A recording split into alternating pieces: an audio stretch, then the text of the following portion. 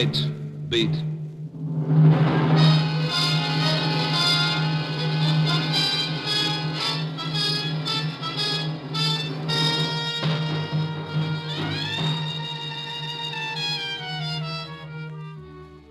Hi, this is Randy Stone. I cover the night beat for the Chicago Star. Stories start in many different ways. But tonight's story began when one man tried to destroy another with the strangest weapon of all, darkness.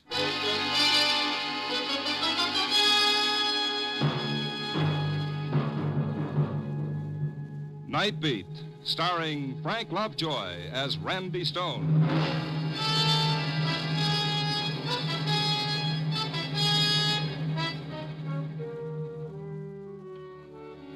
When your job is to walk into the darkness and discover what makes a city tick, you pick up some mighty strange friends. The winos dreaming of a muscatel paradise in cold, dark doorways. The petty larceny boys with their fast deals. The painted little dames defying the world with their brassy laughter. The homeless, the hopeless. In the city, night is for the lost. And sometimes you feel a hunger to be with someone of the everyday world, some nice, well-adjusted soul who's got a reason for waking up tomorrow morning. I guess that's why I dropped in to see Bessie Chatfield tonight. Bessie's a little gray-haired librarian who has charge of a small storefront library on Huron Street. No one around this time of night but Bessie and a young fellow in a gray raincoat alone at a reading table.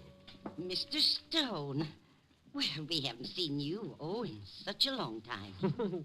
Well, since Forever Amber, you haven't had the kind of high-type literature that interests me. And when you finally do drop in, look what time you get here, 10 o'clock, right when I have to go over and start turning out the lights. I timed it that way so I could get you behind those bookcases, away from that fellow with the reading desk. Well, I'm afraid your timing is about 35 years off, Mr. Stone.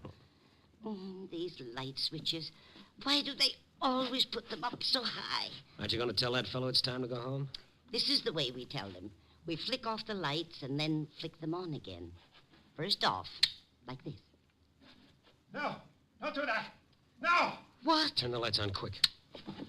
Let me handle him. What's the idea of doing that, mister? That's supposed to be smart or something. Oh, take it easy, fella. Take it easy. Or did he pay you to do it? Is that the deal? Huh? You tell George Brewster that the game doesn't amuse me anymore. You tell him if he keeps that up, I'll kill him. Oh, wait. I turned the lights out. It's closing time. What? Closing time? Oh.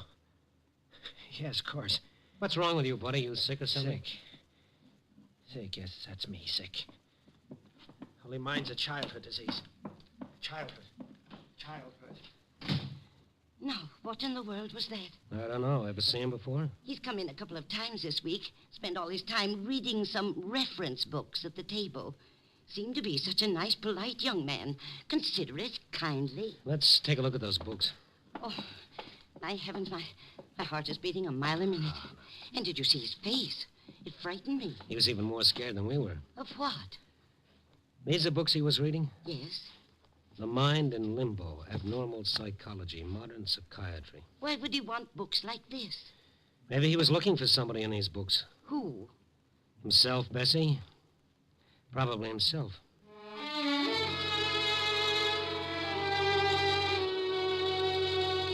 Bessie was pretty upset, so after she locked up for the night, I started walking her toward the elevated station over on Lake Street. We'd walked a couple of blocks through the dark, empty streets when suddenly Bessie grabbed my arm. Mr. Stone, that man down the street, looking in that store window. That's him. Yes, same gray raincoat, same lad. And look, Mr. Stone, what's that in his hand? That's a piece of pipe or something. He's breaking that store window. Yeah, you wait right here, honey. Be careful, Mr. Stone, be careful. The fellow was reaching through the broken window glass for whatever it was that had struck his fancy. He heard me coming and turned toward me. The wan streetlight did something to his face. It seemed twisted and torn. Blood was running down his hand where the glass had cut him. Then I saw what he'd taken from the window. A gun. What's the idea, pal?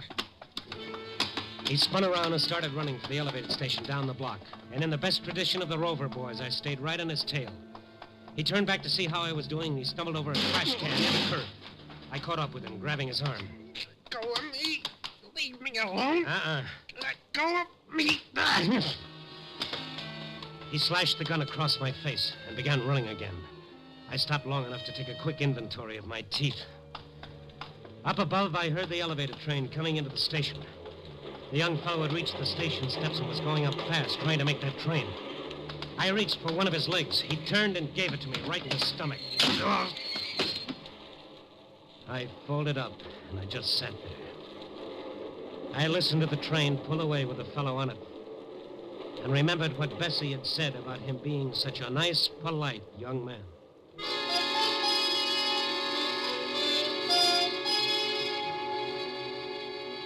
After a while, I began to feel somewhat human again. I notified the police what had happened, and they sent a squad car out. After they left, I remembered something, a name this nice, polite young man had been throwing around, George Brewster.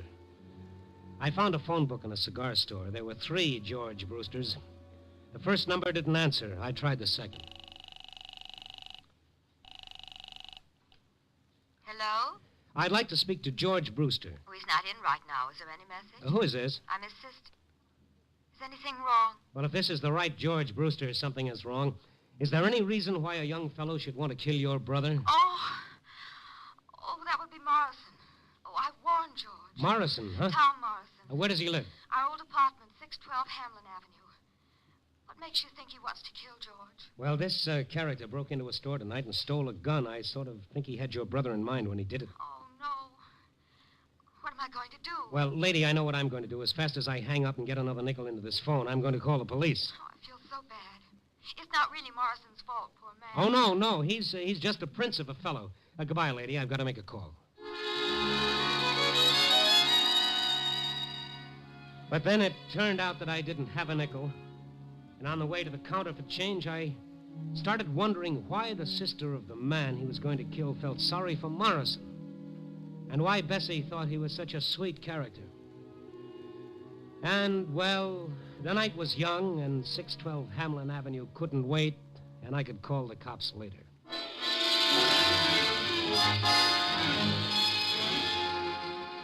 612 North Hamlin was a second-floor flat on the north side. I got there a few minutes after 11 that night. All the windows were lit up. I rang the bell, and I waited. I felt a little bead of sweat zigzagging down my face like it didn't have any place to go. Yes? Oh, it's you. No, let's not close the door just yet. In fact, let's push it open all the way. What do you want? My 2 front teeth and a few ribs. Get out of here. Now, look, pal, don't tempt me. I came against my better judgment to listen to what you've got to say. If I leave now, the only place I'm going is the nearest police station. Police station. I guess maybe that would be the best. What? Otherwise, I don't know what's going to happen. Yeah, I guess you better call the police, mister. What do you think you're doing, calling my bluff? The phone's right behind you. Okay, buddy, you asked for it. Sure this is the way you want it? It's better this way.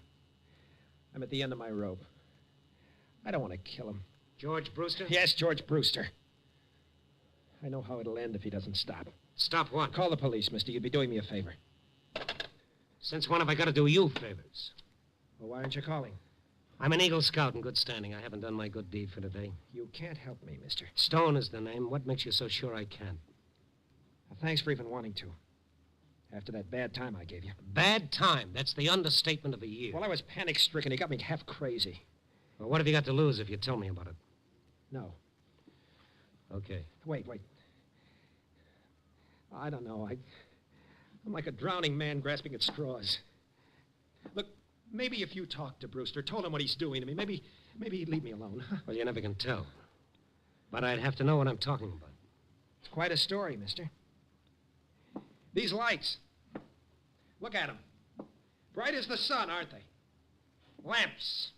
Overhead chandeliers. Look at them. I'd hate to see your light bills. Well, like some men need drugs. That's how I need these lights. Come again? My sanity depends on it. My very sanity. On these lights? It's a sickness. You've even got a name for it. Noctophobia, it's called. Fear of darkness. Fear of darkness? That's for kids. No, I take that back. I'm sorry. Don't be. I quite agree. Kids. Or neurotic women. But in a man of my age, quite ridiculous. Only when the day starts drawing to a close, when the night starts crowding in. Have you been to a doctor? Sure, I've been to doctors. They tell me I shouldn't feel too badly. Plenty of people with my trouble. A hangover from childhood. An illness. Like heart trouble is an illness. I'll take the heart trouble. Maybe you haven't gone to the right kind of a doctor. Maybe psychiatry could help you. Nothing's going to help me. George Brewster's going to see to that. What about this, Brewster? He's trying to destroy me. With the strangest weapon of all. The strangest weapon of all? Yes. His weapon is the night.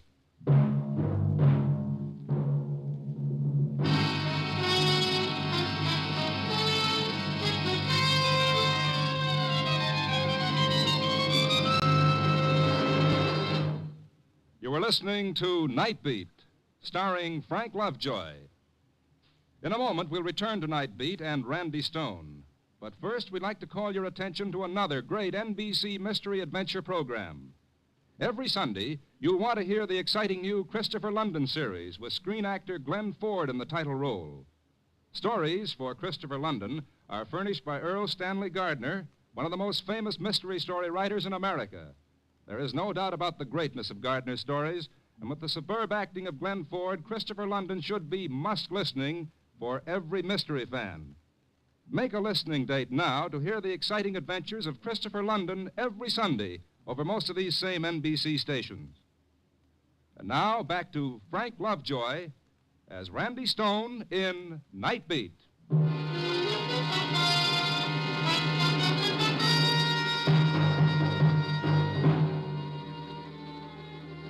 It was a weird feeling standing in Morrison's brilliantly lighted parlor listening to him tell me about his terror of darkness. A sturdy, healthy-looking man trapped by a childhood nightmare. I felt guilt listening to him like I was eavesdropping into a dark corner of his mind that was nobody's business but his own. And yet he had to tell me because he needed help. Because George Brewster was using Morrison's fear to destroy him. I was sent to Chicago by our company to replace Brewster, Stone. Till he found out why I was here, he couldn't do enough for me. He even got me this apartment. Greater love hath no man. Then he found out what the setup was. He changed fast enough. How did he find out about this fear of yours? Well, I'm telling you how. The other night, the two of us were working alone in the big vault down at the office, working on some old account or other. And the overhead light, it blew out. Uh-huh. Well, it was so sudden, I couldn't help myself. I tried to keep calm, but... Well, it's like something tearing me to pieces inside. I couldn't breathe. I couldn't... Finally, I had to run. So he found out about... No, he wasn't sure, but it started him thinking. Yes, I see.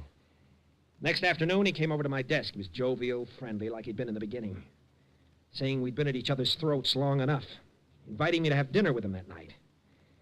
Right from work, we went to his favorite spot on the north side, a place called the Catacombs. I began feeling uneasy the moment I entered.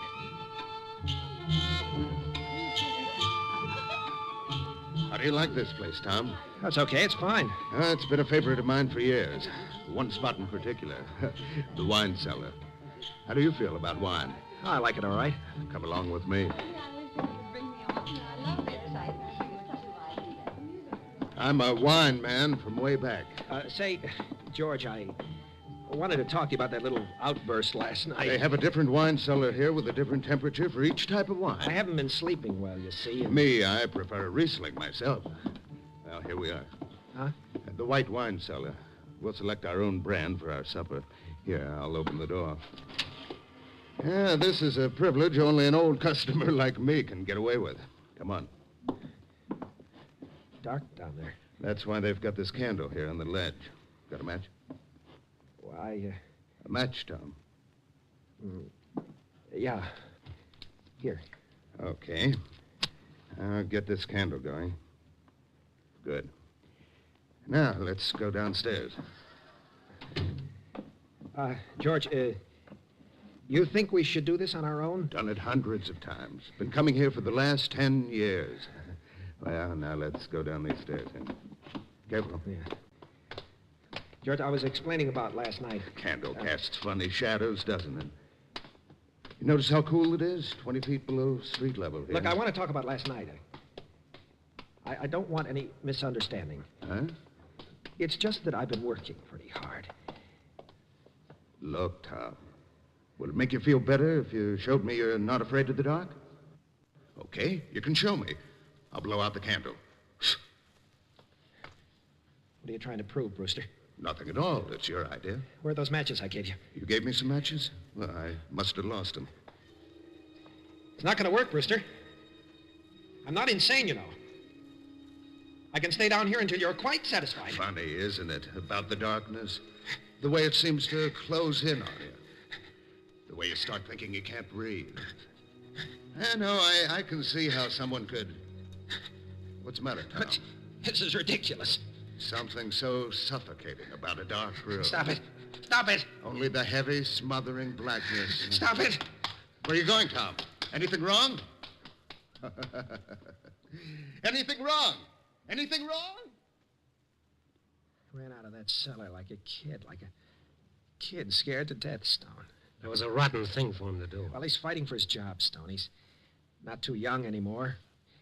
He can't start all over again, so he'll do anything. Oh, great. I'm sure he's told the people down at work. I'm sure they're all laughing at me behind my back. You don't know what that does to me. I can imagine. Today I found a new desk lamp on my desk, courtesy of George Brewster. Every day, something like that. Did you ask him why he's doing it? He won't admit he's doing anything. Says it's all my imagination. Maybe I ought to see a doctor. Or better still, maybe a change of climate would help. Well, I'd leave town in a minute. Only my future's at stake, too. Before I let him drive me crazy, I'll kill him. Well, I'm going now. I'm going to talk to this bird. Where does he live? Out in the suburbs, Lake Forest. He lives with his sister. All right, I'll give you a ring as soon as I've seen him. Mr. Stone, I hope you can do some good. Yeah. Oh. Say, I almost forgot something. What? That gun you made off with. Well, Maybe if we're lucky, we can talk the store owner out of pressing charges. I'll try it. That was a crazy thing to do. I was so desperate. Wouldn't have done you much good. When they put them in the window, they never loaded. I'll let you in on a secret. If I hadn't known that, I wouldn't have been such a hero coming here tonight. I'll let you in on a secret, Mr. Stone. You can get bullets without a license. The gun's loaded now. Oh, great. All right, go and get it for me. All right. Yes, I want to give it to you. It's in my bedroom. He started for the bedroom. And then it was almost like a comedy routine where after the big build-up, the punchline comes right out on cue. The moment he entered the other room, every light in the house suddenly went out. What happened to the lights? Take it easy. Where's the fuse box? I don't know. Never had any occasion to use it. Besides, if it was a fuse, all the lights wouldn't go out. It wasn't you. Use your head. How could I do it? I'm getting out of here. All lights out, too. Stone, Well, maybe something went wrong with the central wiring. But why should it happen exactly now? Wait. Huh? The downstairs apartment. Their lights are on. If it was the wiring... All right. Let's ask them where the fuse box is. Yes? Oh, Mr. Morris. My lights went out. It might be a fuse. Where are the fuse boxes for these apartments? Out in the back. I'll get a flashlight and show you.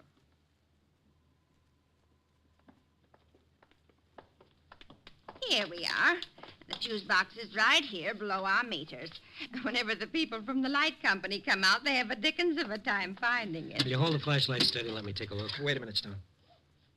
Lower the flashlight just a little. Huh? It's not the fuse.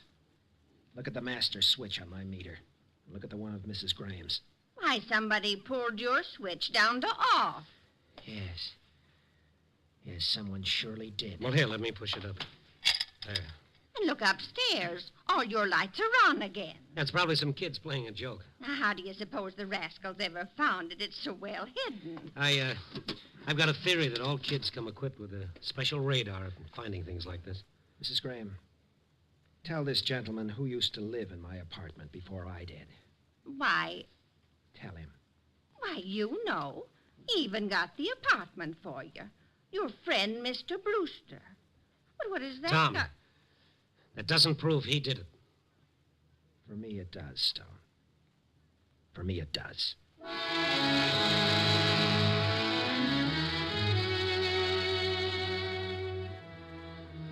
Morrison went around to the front of his house and up the stairs to his flat. I waited in the hallway until he came down again. He looked different. His face was hard and set. His eyes were like chunks of glass punched into the flesh. What are you waiting for, Stone? When we were so rudely interrupted, you were going for the gun. I've got it now. Oh, yes. Hand it over. I'll bring it back. No, thanks. Well, where are you going and what are you going to do? I'm fighting for my sanity, my life. He's never going to do this to me again. Never. I can't let you do that. You're not going to have to. The minute you leave, I'm going to call every cop in the book. Yes, that's what you do, isn't it? Yes. Then I'd better give you the gun.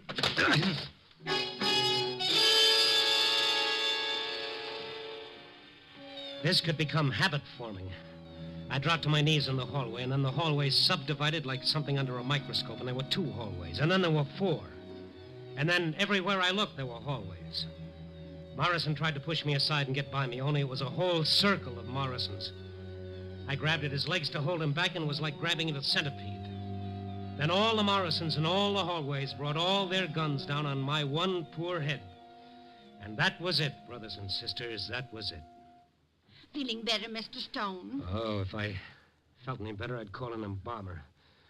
Oh, what a business. I heard a commotion, and I came out, and you were lying here. Oh, this my head, or is it a cantaloupe? Oh, how did it happen, and where's Mr. Morrison? Oh, Morrison, yes. How long ago did you hear this commotion? Oh, just a couple of minutes ago. You came out of it real fast. Yeah, I've got an iron constitution. Have you got a phone? Well, yes, but don't you think you Come better... on, lady. Grab my head, put it back on nice and neat, and let's get to that phone.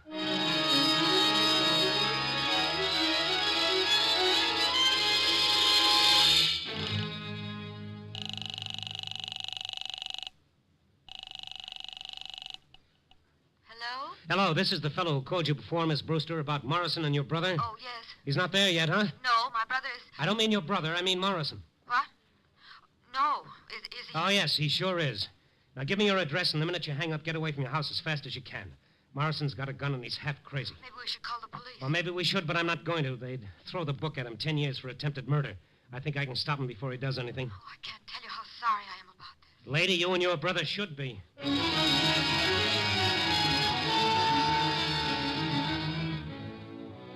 The cab got me out to their Lake Forest house in less than 20 minutes. The house was on a hill, and a flagstone path wound round and round for a city block until it reached the front porch. As I ran up the walk, my head started rattling like a handful of pennies in a tin cup. I felt weak and tired. All the time, I tried not to think about what I'd find when I reached the house. And now I was at the end of the path, walking toward the front porch. A nerve deep in my throat started jangling like a burglar alarm. The house was in darkness, and Morrison was standing beneath a little porch light, his gun pointed right at me. You won't quit, will you, Stone? What have you done with him, Tom? He hasn't done anything with him yet, Mr. Stone. Huh? Who is... I'm sitting over here at the end of the porch. I'm George's sister. Oh. I didn't see you in the dark. Why didn't you get away like I told you? I won't hurt her. It's him. He'll be coming along soon. George would never have done what he did. I begged him not to. To take advantage of a man's weakness. Well, Mr. Brewster is coming home. What? His car is stopping at the bottom of the hill. Now he's starting the long climb. Morrison, listen to me. You just sit there, the both of you. And I must insist that you be very quiet. Please, listen to me. Please. Please. Keep coming up that path, Brewster. It's a long, long way. You must listen to me. Morrison.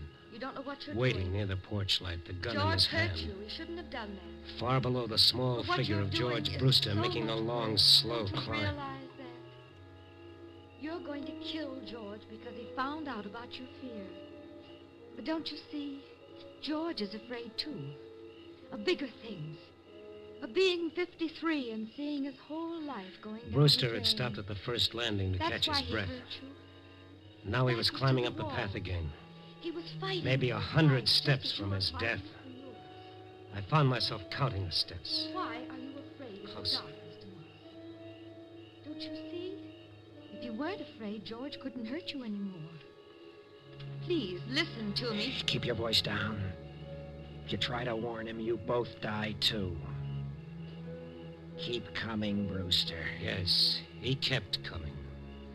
No more than 70 steps now. What is there to fear about the dark? The girl's voice going on and on. Nothing in it. Brewster getting closer. All it does is hide the world. Less than 50 steps now. 40 steps. 30 steps. If you believe in God, if you believe in your own soul, how can you fear the night? What is there in the darkness that can hurt you? There's such peace in the darkness. After the heat of day is gone, the rush, the tumult, the struggle, you can breathe easy again. You can let the tightness inside unwind. He's almost close enough. Listen to me. Please listen. It's not going to work, Miss Brewster. I'm going to try and rush Wait. him. Miss Brewster. Stay where you are, Miss Brewster. No. You must see me in the light. I tell you, stay where... Tom. Look at her. I didn't realize. I'm not afraid. What right have you to fear? Julie, is that you on the porch? What right have you to fear, Mr. Morrison? What right? Oh, what a long climb. Must be getting old. Well, what are you doing here, Morrison? And who's this? Oh, don't mind me. I just came along for the ride. What's this all about? I just came to say goodbye, Brewster. You're leaving? Yes. I'm going back and tell them you've done a good job here. It's not fair to replace you after so many years. You sure nobody scared you away, Morrison? Look at him, Brewster. Does he look like he's afraid?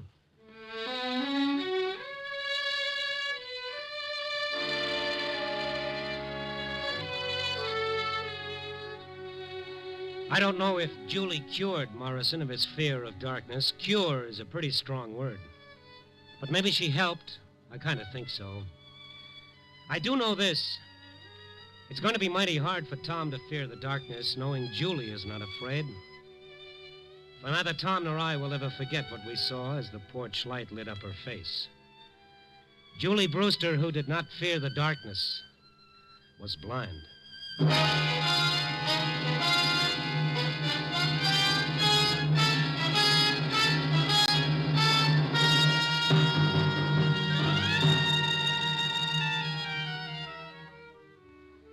And now that part of the story they always print in heavy type, the moral.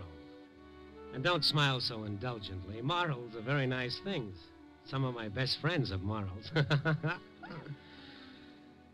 You know, seriously, Julie's whole life is a moral in itself. And trying to top it is like trying to follow Al Jolson with a Mammy song.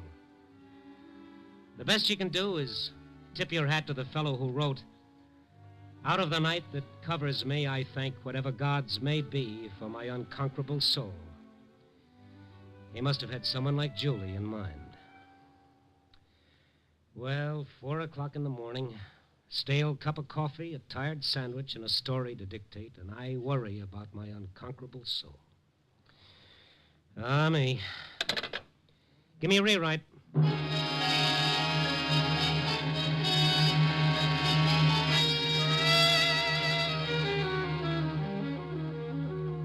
Nightbeat, a new dramatic series, stars Frank Lovejoy as Randy Stone.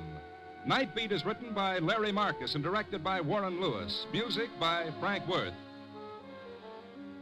Listen next week at this same time and every week as Randy Stone searches through the city for the strange stories waiting for him in the darkness. The stories that come out of the shadows to find their way into Nightbeat.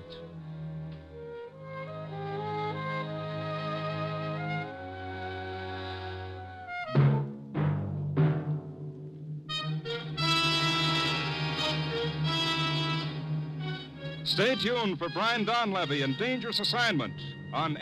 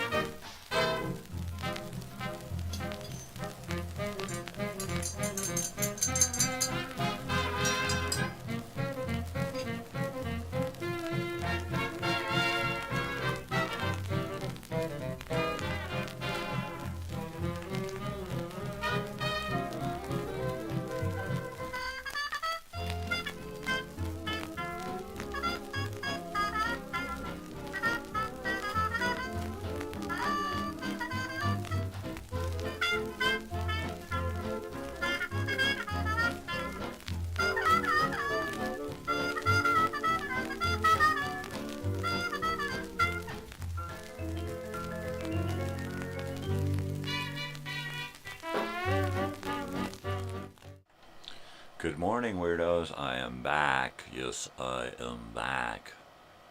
That's me, weird guy. Boy, did I get some sleep last night, I'm telling you. I am telling you, it's crazy, crazy stuff.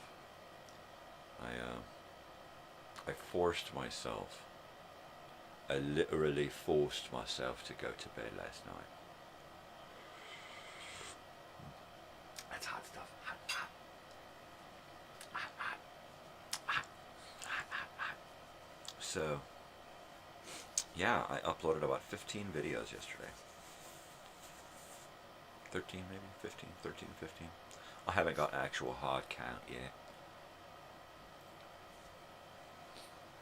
But it's good. It's good. It's good stuff.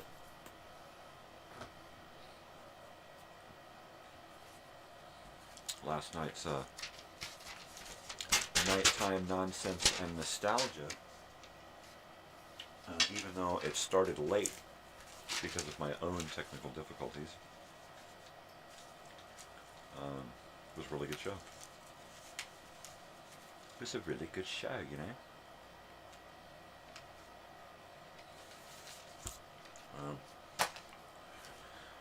As I mentioned last night, at the end of my show, I'm sick. At least I'm trying to avoid being sick. We seem to have brought something home from Los Angeles. You can probably hear a little bit of it in my voice. But Charlie got it the worst, so we rescheduled Charlie's trip home.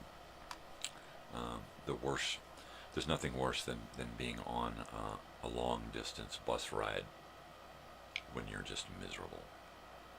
So be miserable here. Let family take care of you, Charlie. And then when you're ready to go home, you can go home. I wouldn't want to make a long bus ride feeling horrible, right? So last night we went and we got chicken noodle soup for the girls, and that was a hit. So we'll probably do something similar tonight, something easy on the throat. Apparently it's the sore throat, lungs crap, you know, some kind of bronchial thing. Oh, hot this morning. I'm telling you.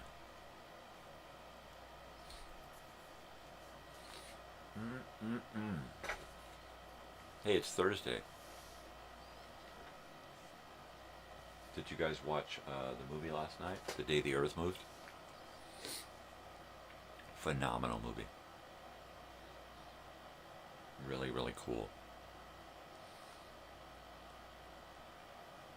One of those old throwback cheesers that's just, I mean, it's like, it's not an action adventure, it's not super funny, it's not a super drama. It's just a run-of-the-mill movie. That's what I love about it. It's just so plain Jane. And the fact that Cars stole their whole plot from this movie. It's ridiculous. Ridiculous, yeah. I mean, everything about Cars, Radiator Springs, it's all in this movie. It's all right there. The whole plot. It's right fucking there.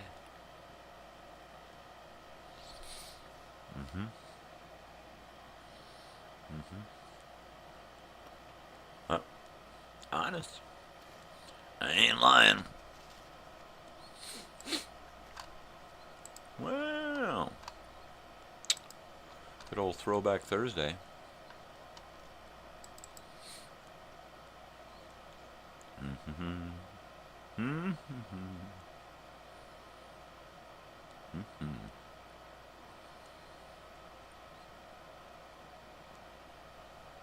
Oh, I finally found a movie for next Friday. It took me a little time, but I finally found it. Good Against Evil, 1977.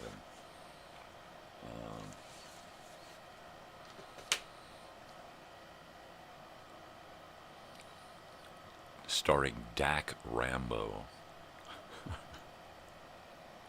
Yes, that's his name, Dak Rambo. And way down in the credits, buried in the credits, the opening credits, is a little tiny name, Kim Cattrall. She steals the movie, but she's got little tiny credits. Dak Rambo. Man, I've never heard of Dak Rambo. We're gonna have to research some Dak Rambo, right? It sounds like a porn star, Dick Rambo.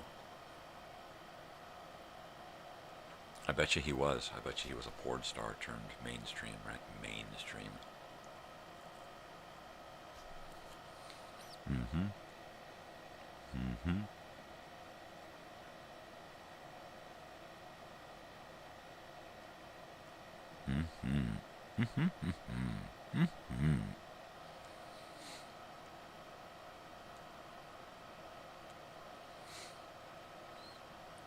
Totally.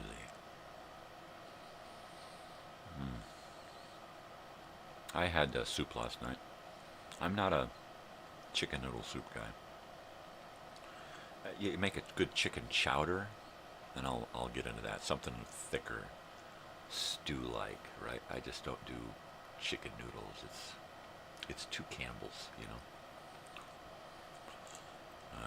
Even though when my wife makes it from scratch, it's frickin' phenomenal. She makes a great chicken noodle soup from scratch. I had broccoli and cheddar soup. And some bread, one of those little round breads, right? She got us a couple of those round breads, and you butter them up and then roast them in the oven. And they get all crispy on the top and hot and chewy on the inside. Yeah, I love me some warm bread. Good stuff, good stuff, good stuff. Mr. Good Stuff, who do you think you are? Mr. Good Stuff? No, really.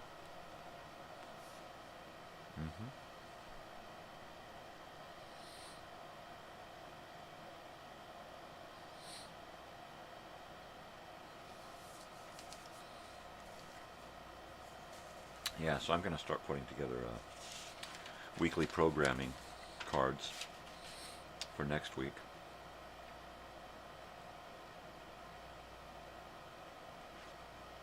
And the week after, and the week after, and the week after.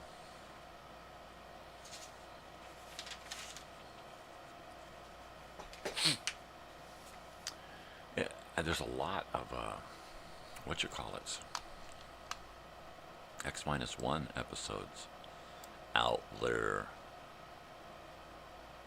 right? A lot. There's actually, I thought I had them all in this one file, but I don't.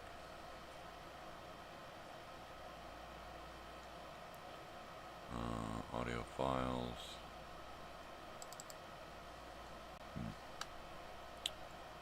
Alright.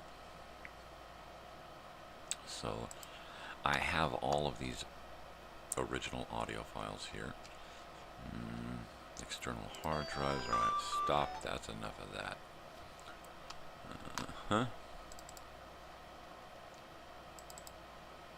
Music. Old Time Radio Collection, which is where that's going to be. Old Time Radio Collection. We go down X-1 complete.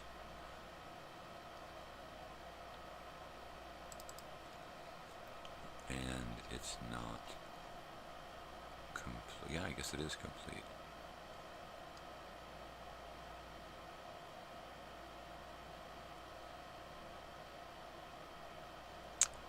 Wow. Okay, well let me check that with my other file.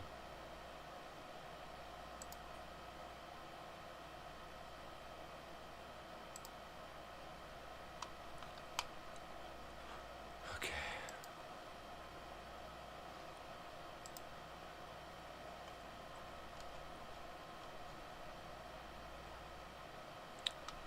And let's check it with this desktop file here.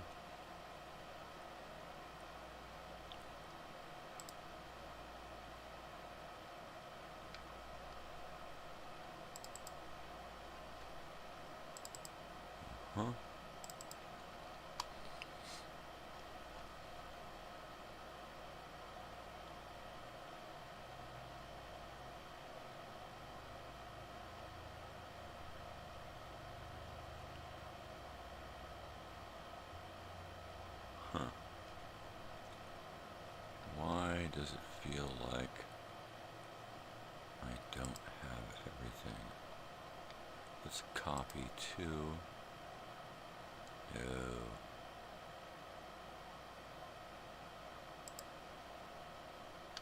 I think I do have it all. 95 items, 1 to 3 gigabytes.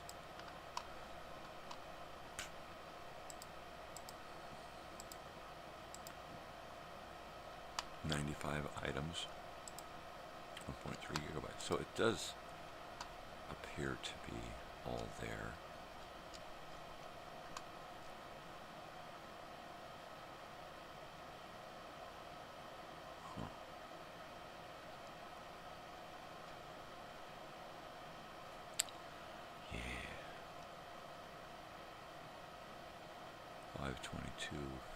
126, 129, 56, 65. Few is a Mocklin. That's some great stuff there. Those are some great freaking episodes there.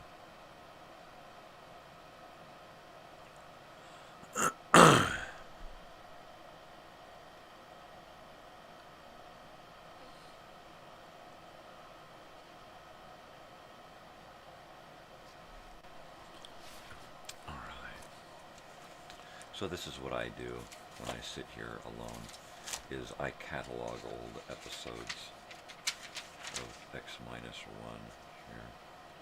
71, 72, 74. So episode 75. Sam, is this you? Chain of command. So what comes after chain of command?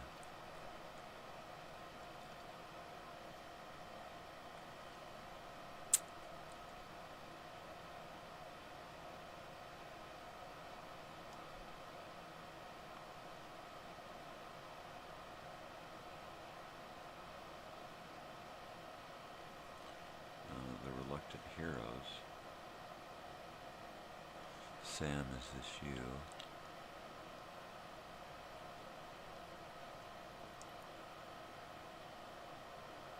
Yeah, I'm going to have to do my printout from the internet and cross-check it against my audio files and see what's missing.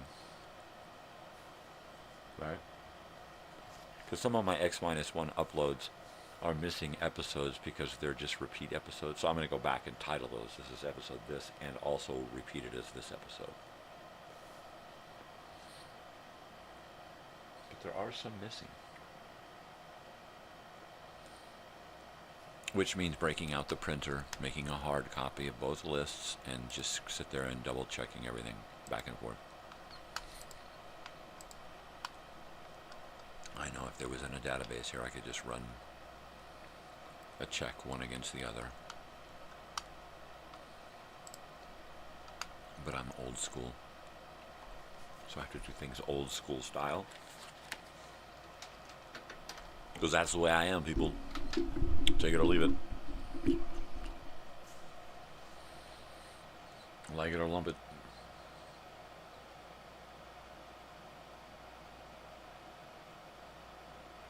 Tell them to like it or lump it, hoes.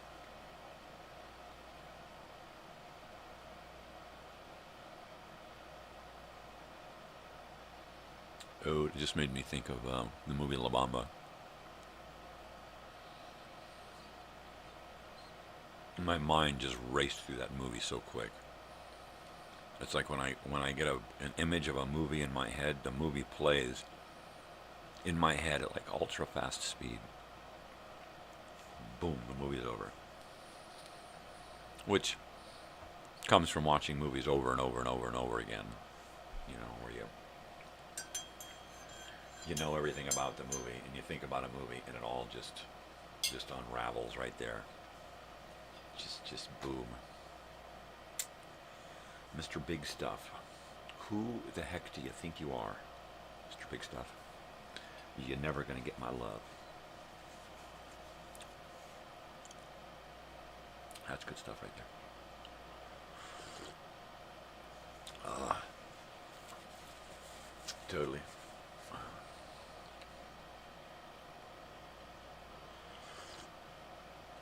I didn't think I'd be with it this morning. As horrible as I felt last night before going to bed, I thought for sure I'd wake up just in a horrible, lousy condition. You know? Just checking my eyebrows here. Last night I was laying there and I felt one of my eyebrows swell up. Like it was like I'd gotten bitten by something. But I don't think I had gotten bitten by something. I think I was just feeling some weird body physicalities, you know? Some of that weird shit that happens to you, you know, when all of a sudden your eyeball starts twitching for no reason, you know, or all of a sudden you get one of those muscle spasms in your left boob or something. What the hell's up with that? Right? Boob this. Oh, next week. this week there's great stuff, but next week there's even greater stuff coming on, right? More In Search Of, more That's Incredible, more great educational films. Yeah, we're going to do some fall previews. I'm still trying to figure out, I think I finally figured out what to do on Wednesday. I think we're going to do more docu-series stuff on Wednesday. That may change. I'm just going to keep trying to work things out so that I'm always uploading something new to us, and trying to keep it fresh. You know, trying to keep it real. Give you some different stuff from the past. You know, one month Wednesdays might mean a docu-series, and the next month it might mean movies, or a combination, or we might throw in some TV stuff. You know, you never know. You never know. I'm just kind of playing it by ear, but once I find something that feels good in a spot, I'm going to leave it. Like, I'll leave In Search Of on Tuesdays until I can find something to replace it. And I'm looking frantically for something similar to replace it. Right? I think during the day on Tuesdays, I'm going to start doing One Step Beyond at 4 o'clock. I can get a lot of One Step Beyond, so I'm going to do that. I'll do episodes of One Step Beyond at 4, and then In Search Of at 8.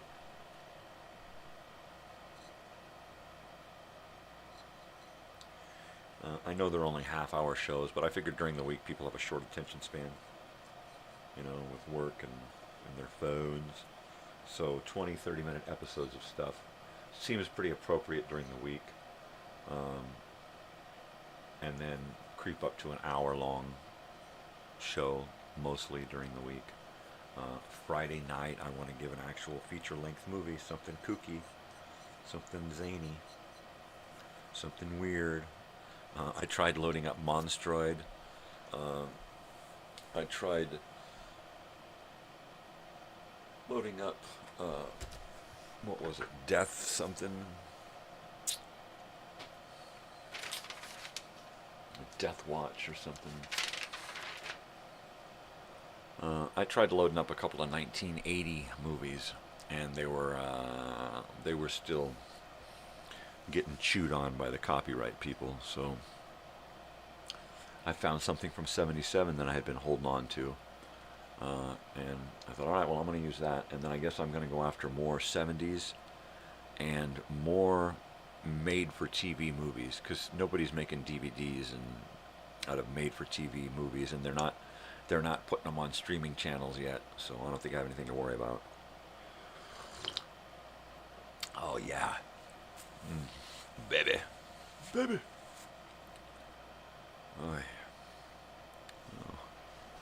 Oh. Un animal. What are you doing here? You should be outside. You're an outside bug. You're an outside bug. Now you're in a trash can bug. Try to get out of there. You ain't getting out of there. The sides of them trash cans is slick. Besides, they're covered in incense dust. You ain't climbing up those walls, buddy. And I don't think you can fly, so you better not. Ah. Totally. So, where the hell was I? Damn bug interrupted me. Yeah, feature-length movies on Friday. I'm trying to come up with feature-length movies. Probably going to be made for TV stuff. I don't know if the next week's movie, Good Against Evil, was a TV movie. I'm not sure.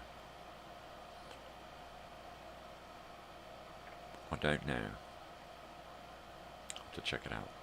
So I'm just going to find, good stuff that I would have seen on TV or stuff that I would have watched on TV. Right in there. Like that. All right, I'm going to alter my spine here. Oh. Oh, yeah.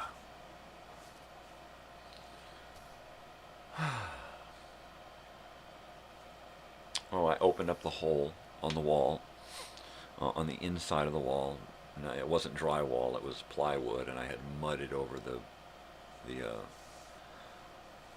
plywood. I primed the plywood and then just mudded over the top of that, taped and mudded that. I probably assumed, well, I'm just going to take it out anyway. Let me just throw some mud over it to even it out and make it look okay. And I did, and I just hammered it until all that mud broke off of the plywood, and then I scraped the plywood, cut the mesh. The screws were right there, right, because I just banged the mud off and it just broke free. So I just popped all the screws off and that board just came loose. So I left the board there. The next step is to remove the boards from both sides and jam that air cooler up in there and get it installed. Once it's installed, then I can go to Home Depot and find or create a vent channel that's going to reduce it and angle it up at the same time. I've only got like a milk crate's width, like, less than 18 inches probably. So it's got to come out and angle and reduce.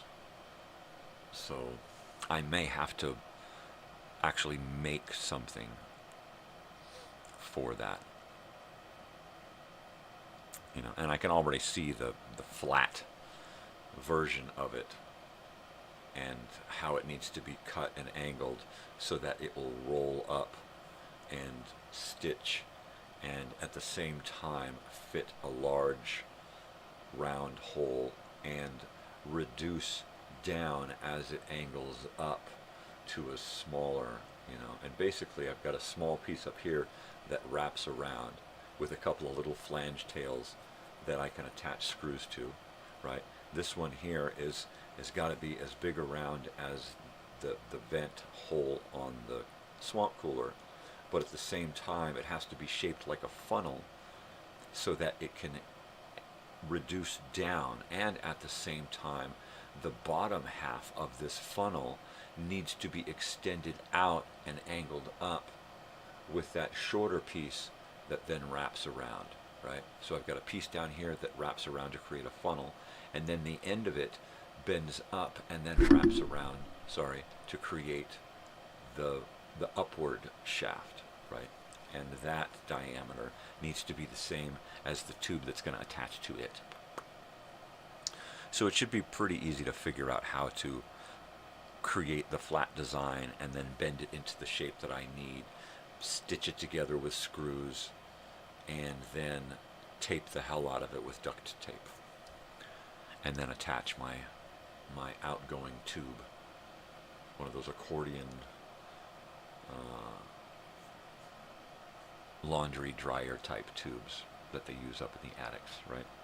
So I'll use one of those to shoot it up and over, and then run it into a box, reduce it down into a small box that's got vents on it, so that eventually that box can be built up into the wall when the wall comes. And bada bing. There I'm venting my whole house with cool air. Boom, bang, bing. And I always amaze my wife when I do these things, because she'll be like, what the hell are we going to do, And then I'll be like, oh, I got an idea. And she'll be like, oh my God, now what? And then she'll just be amazed at how I can go from sparks in my brain to measurements and a piece of paper and cutting out metal and creating something. She just, how do you know how to do that? You know what? That's the way my MacGyver brain works. I see something and I see unlimited possibilities, and I'm only limited by my own hubris, right? The only thing that limits me is my own capacity for imagination and thought. That's it. Otherwise, pretty much anything can be done, right? anything. You just have to think it out and do it. And doing it is the most important part. Failing at doing it is just as important as succeeding. I've learned more from failing at things that I plan than in actually accomplishing the end result, right? Yeah, I mean, you work out a problem and you think you got it figured out and you get it all figured out, and then just as you start, you're thinking, oh God, this is not going to work. This is not right. This needs to be this, and then you just totally rework it as you're creating it. You know, that happens so often. Or you get all set up to do something, and then by the time you get finished with it, it's completed just how you imagined it to be completed, but the path there was completely different than you imagined, right? You thought you were going to go this way, and you wound up going around this way to get there, but you got to the same spot, right? Yeah, that happens a lot, but you learn a lot from that, you know? So I'm always open to change, because change is good, and change can facilitate a better end result. You know, don't be so ironclad in your decisions. Oh, coffee. So yeah, my plan yesterday was to get done, have some breakfast, and go lay down and sleep while the girls were down taking Charlie. That Charlie just got up sick, miserable, so it was like, you know what, just reschedule. If you can do that, and it's not going to cost you too much, just reschedule, right? Stay here. Your family, let us take care of you. And I told Charlie that, look, your family, you know, tell us what you need, and you got it, you know. We're here to take care of you. So, so I didn't sleep. My wife didn't leave, you know, a couple of hours after she got up. So it was like, well, shit, I don't want to go to sleep. You know, I'm hanging out, chilling out here with the missus. And so we hung out, we watched some TV. I dicked around over here with the wall some more. And I created like 13 videos yesterday. 10 X-1s, and some Dragnet, I think. What did I do? I did some Night Beat, some Philip Marlowe, Bickerson's. Haven't done Escape yet. Haven't done Lone Ranger yet. Inner Sanctum. I did an Inner Sanctum in Gildersleeve. I'm just going through the list, my book of radio shows, and if I need it for my program schedule, then I will download a bunch of episodes, and then as I need them, I will create the video for that episode and set it aside until my checklist is done for the week, and then I upload everything. Boom. And then what I'm going to probably do this time is upload the movie first, so that I've got a longer period of time to come up with the correct movie. So I'll upload a movie. If that doesn't take, I'll keep uploading stuff until I find a movie that I think is going to work. Then I'll make the movie and then I'll upload it. But yeah, I'm really having fun programming this stuff. I hope you have fun watching it. I do. I mean, all I got to do is go in, put on YouTube, and I'm watching my favorite stuff, and I don't have to search through other people's playlists. You know, it's a living playlist, is what it is. You know, you can watch it live. You can sit there and anticipate it showing up, and then it shows up, and you can watch it, and then if you want to watch it again, or you miss it when it premieres, it's in the friggin' playlist. Boom.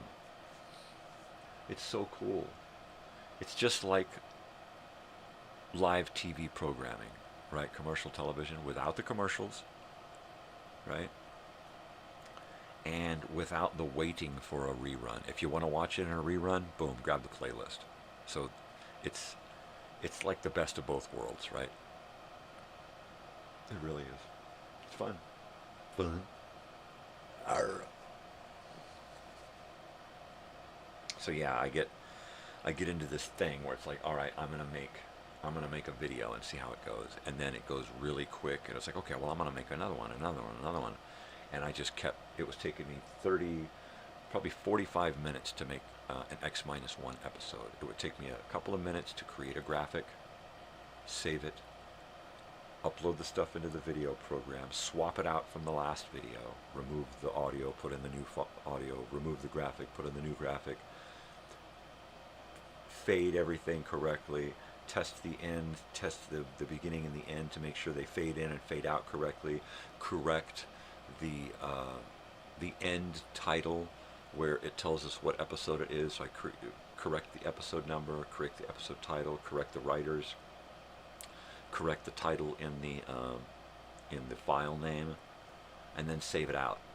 And that usually takes about 45 minutes, takes about 30 minutes to save, 30 to 40 minutes to save, and a few minutes to create the video. So I create a video over here, get it, and then go over here, this one's finished, I can start another video over here, do something, create a video, boom, get that one going, and then I'm just kind of waiting for this one to come back. And I'll sit here all day long and do that, and then when it's like, okay, I got 30 minutes in between saving and creating, and I'll get up and do something, And it's a pretty simple, basic life, but I love it. I love it to death. It suits me, right?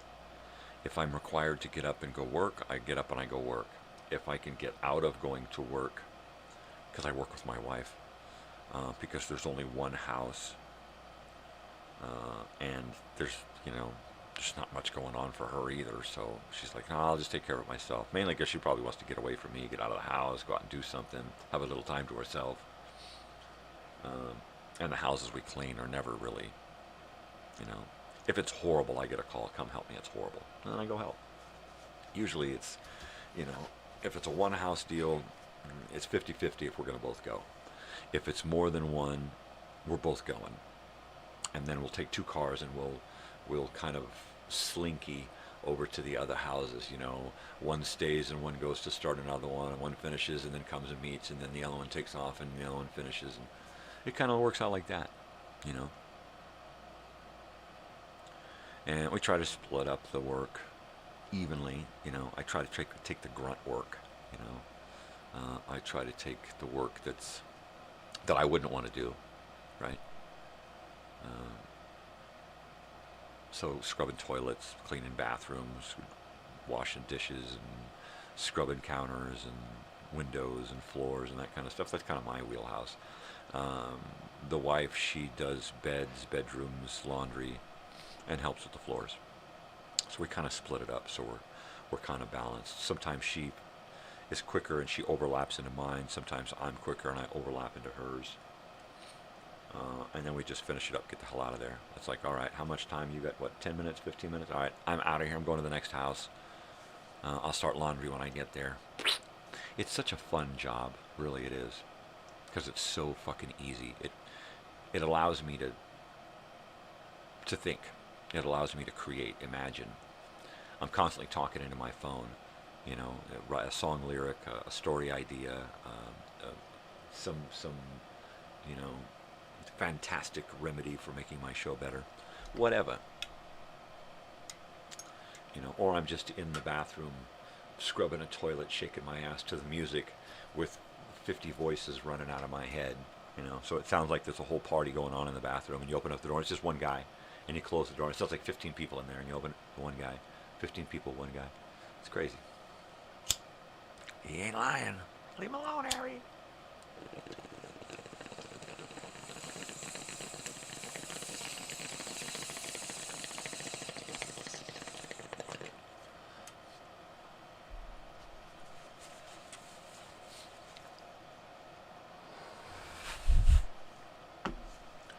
That's good stuff.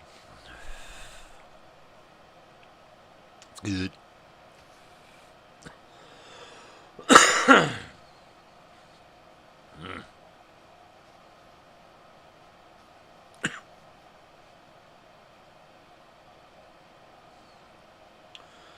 So I'm right now I'm planning to go to Elsinore on Friday morning through Friday afternoon to finish with my morning show, shoot down to Elsinore, do some research, do some legwork, do some running around, hopefully meet a couple of the guys, have some coffee or lunch. It's Friday, so if there's a guy's working, I ain't gonna see him. I was hoping to go down on Saturday, really. I really wanted to go down on Saturday, but when the work comes, you take the work. So I'm working Saturday, working Sunday. Of course, Charlie's going home Sunday, but there's only one house on Sunday, so that should be relatively easy to manage so far. If things change, then it's one of us is going to be working and one of us is going to be driving. All right, spine.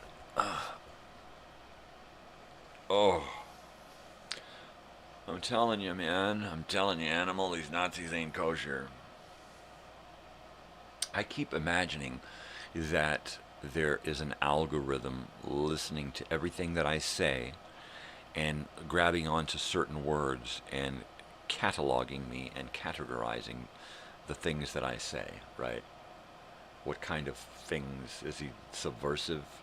You know, is he anti-Semitic? Is he hate-mongering? I mean, somebody tell me about algorithms, you know, and what the deal is. Because I feel like an algorithm, man. Algorithm. There's got to be a song in there somewhere, man.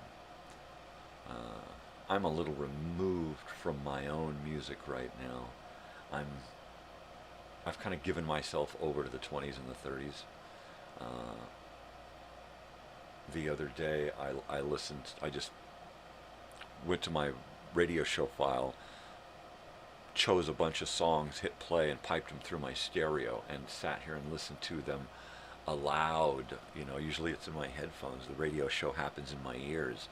I mean, I'll be sitting here in the... People will watch me in the house. They'll see me sitting here in the silence, and then every once in a while, I'll push a button and, hey, how's it going there, people? And then push the button again, and then I'm silent.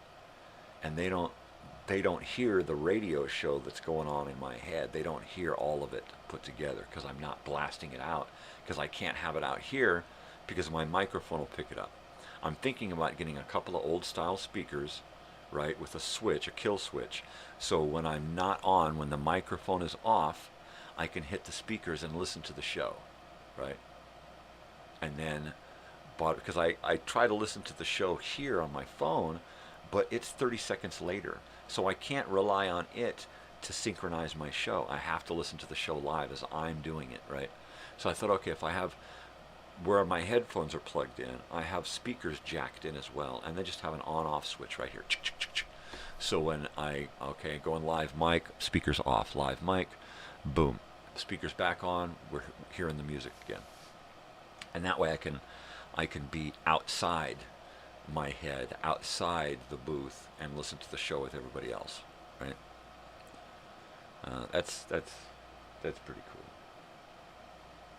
That's some cool stuff right there.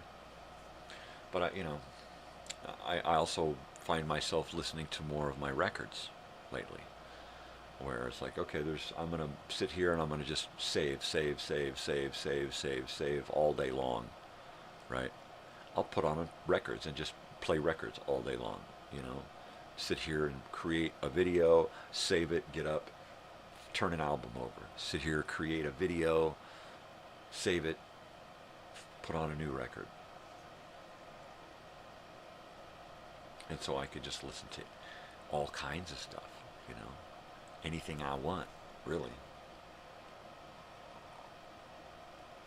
Or watch some old TV. Like I said, I dug up the first couple seasons of Saturday Night Live, all original. And while I don't think I can broadcast them, I am going to be taking them and probably filing them away on my own computer here I'll save them one episode at a time until I've got all of the original, right? And then continue from there. But I want all the original, and that I'll probably burn onto DVD. Once it's on to DVD, I could then take it and transfer it to video, VHS, which would be really cool. To have, 5 or 6 episodes on a 6-hour video cassette. That'd be probably be more like 4 or 5 episodes, because they're 90-minute shows, but they don't have commercials, so you do the math, man. You totally do the math. So, yeah, I mean, I could burn them onto DVDs, but that's totally cool, And there's so much more out there, There's just, yeah, right now I am totally swimming in the past. I'm doing a backstroke through the past, and it's just fucking awesome. So I'm going to be, over the next year, I'm going to be creating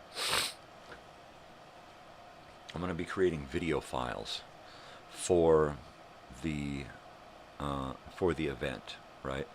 So we're going to get a digital projector, we're going to set it up, and it's going to be aimed at a screen. We'll have speakers, and this thing will be blasting all the time, all right? The speakers will either be blasting music, we'll be watching music videos, we'll be watching, like, in the mornings, right? In the mornings, while we're having our big pancake breakfast and stuff, that screen is going to be alive with Saturday morning cartoons from the 70s and 80s. It's going to have Little Rascals on it. And it's just going to, every morning, we're going to run through 3 or 4 hours of, oh my God, I haven't seen this in 50 fucking years, right? That's going to be righteous. And the kids, the little kids, the grandkids that are going to be there, right? And kids. They're going to be just like, wow, really? This is what you guys watched, right? And then there'll be a huge chunk during the middle of the day where it's just music playing, right? And that'll all be hand selected and cataloged. Okay, here's 6 hours of music for the middle of the day, right? Push a button. And then while all of this is going on, and at nighttime we've got slideshows and video stuff playing, and interviews and games and all kinds of stuff, and movies and live music, right? And all of this is going to be going out on a live feed on YouTube, so that everyone who can't be there will wish that they were, right? Bing, bang, boom. Bing, bang, fucking boom. I'd love to get another one of these mixers here and have one mixer into another, and I think I can piggyback. I think I can piggyback one mixer into another and go, from 4 cameras to 7 cameras. Arr,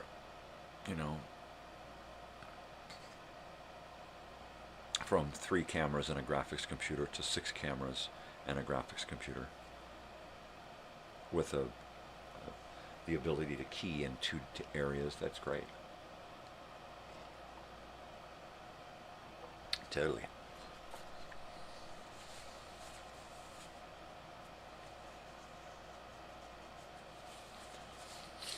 Oh.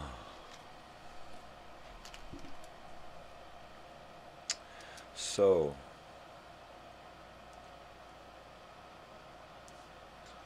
photos for reunion. I have to put somebody in charge of gathering photos, right?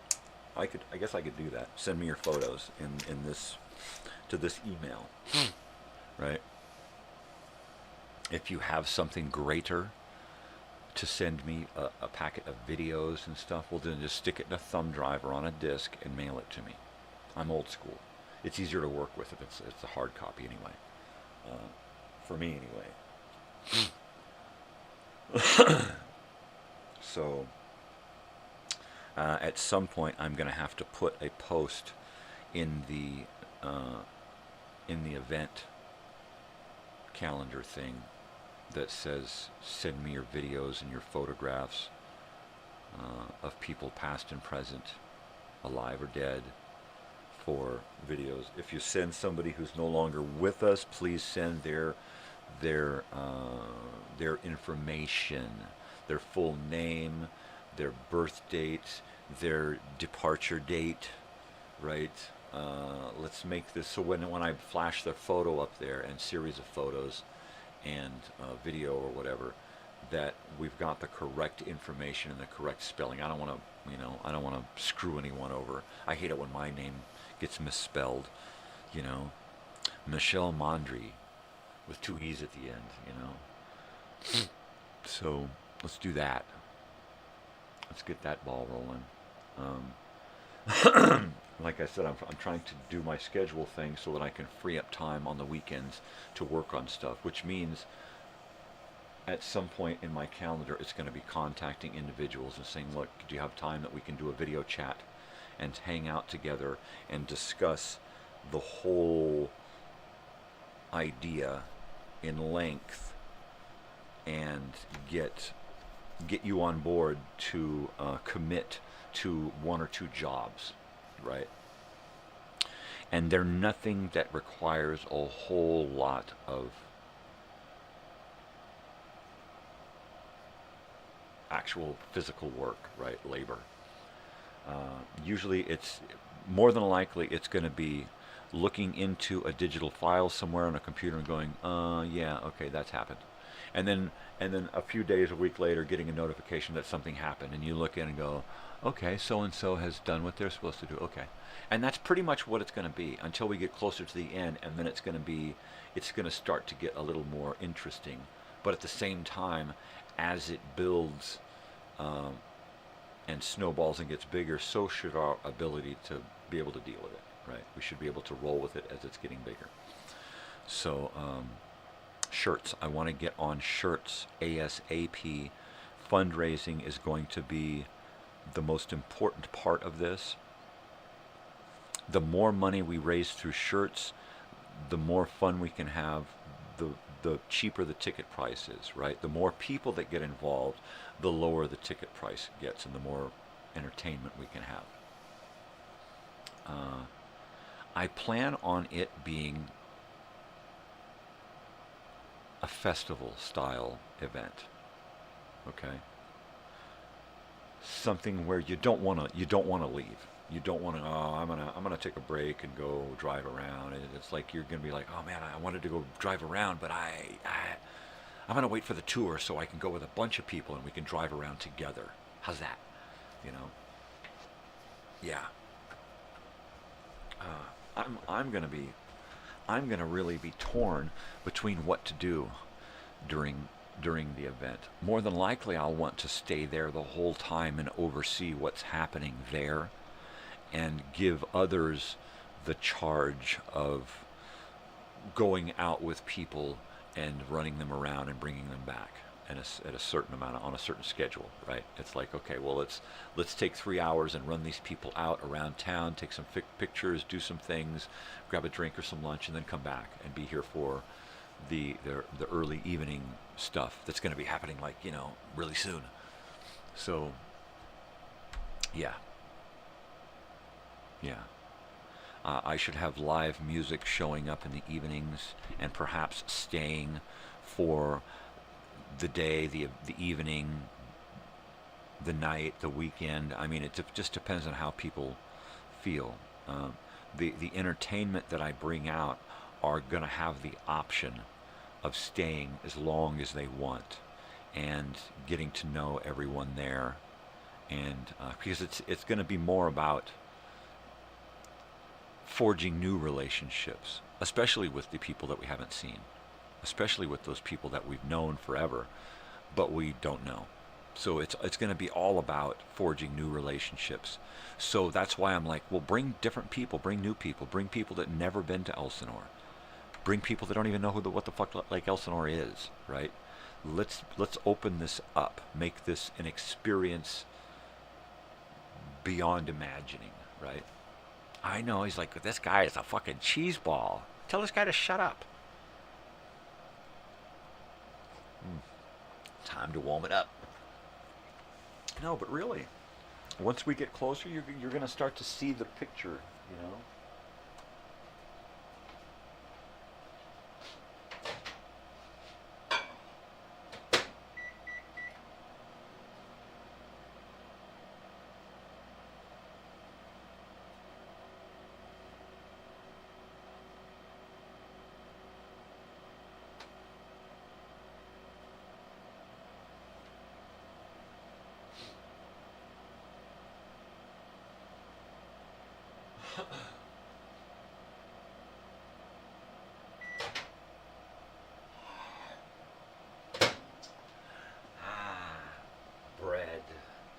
Bread, probably one of my most favorite and, you know, least healthy foods, right? Bread. I used to love a good piece of bread. Homemade bread, fresh bread, store-bought bread, just, you know, as long as it was a good bread and it was prepared correctly. I could eat just a piece of bread right off the loaf if it was a good piece of bread, right?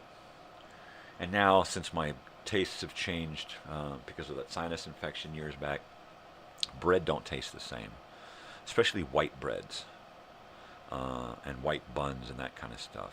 After a while, you know, even when I first take it out of the package, I smell it and go, I don't know, man. It's got like it has like a chemically processed smell and taste to it. I can totally smell the processing and stuff now. So I try to get stuff that I smell it, and if it smells like it's been through the mill like a billion times to be created, then it's like, I don't even want it. But if it smells like it's only got a couple of ingredients in it, it tastes like that. It tastes the way it should. But once they keep having to add crap to it to preserve it, it just loses its original flavor, and I can't deal with it anymore. I'm just ultra sensitive to that now, you know. But on the note of food, the reunion is going to be pretty. I mean, every morning we're going to have a big sunrise breakfast and sunrise services. I'm still totally excited about getting Michael or Pastor Michael or others out there to do sunrise services to kind of bring everybody together. I'm not a religious person. Well, I am, just not in the organized religion sense, you know, but I am somewhat religious and spiritual, I feel. So, you know, I want people to know that it's all inclusive. You know, you come, you're there on a Saturday morning, a Sunday morning, and you want to celebrate, your faith. Well, then go for it.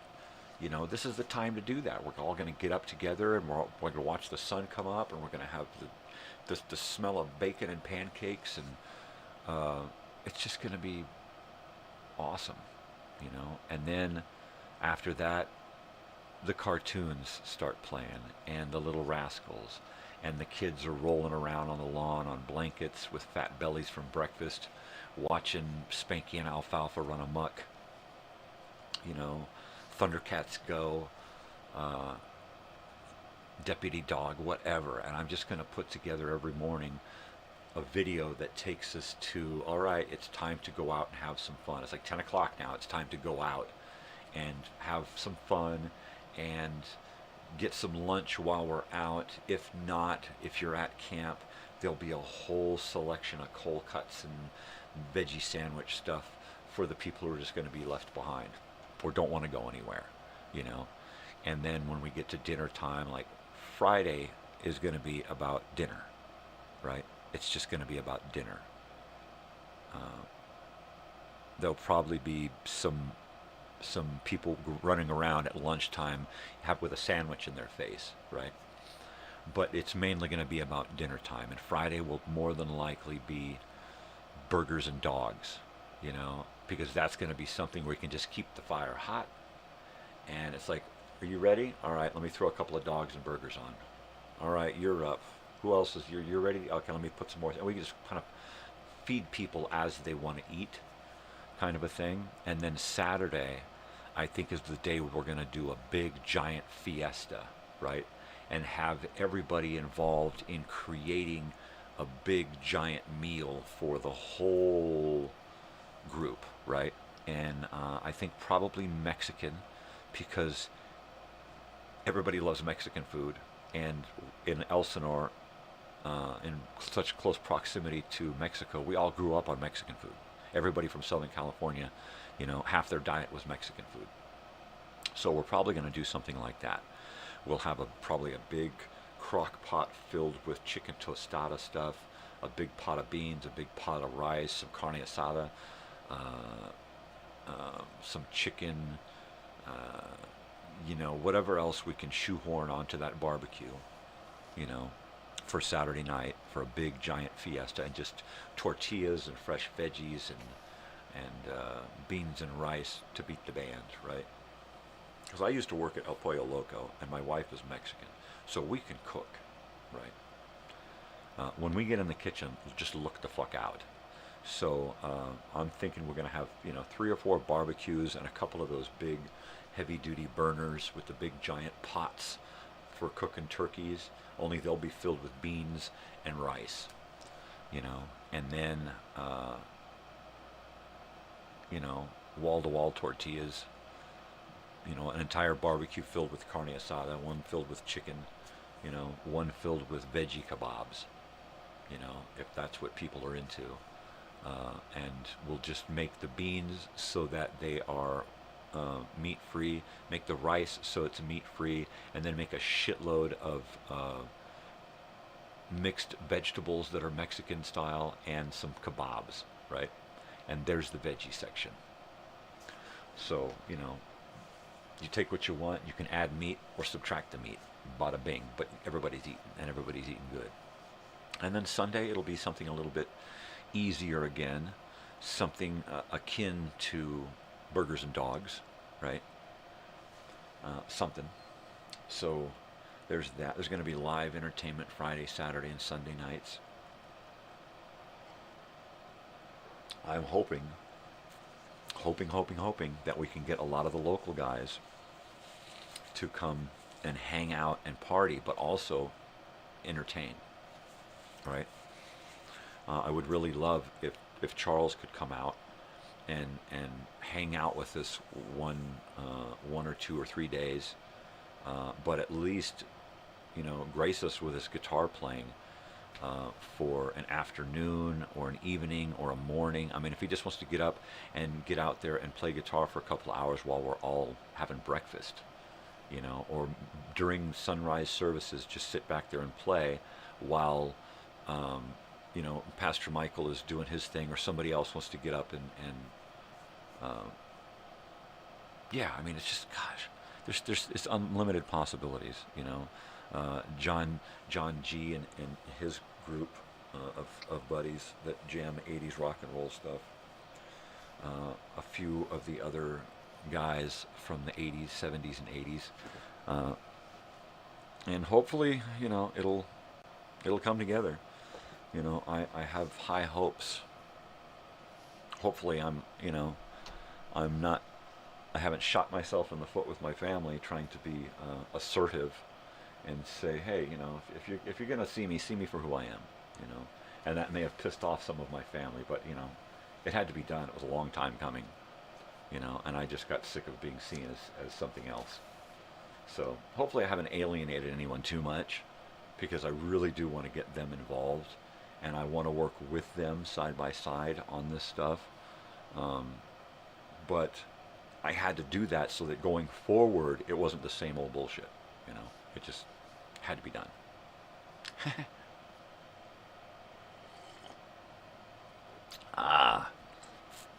But that being said, I can't wait to get together with people to figure out what's going on, and getting to know everyone, you know,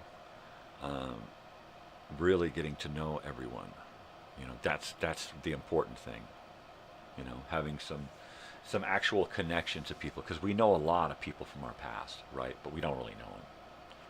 We're all just acquaintances, really.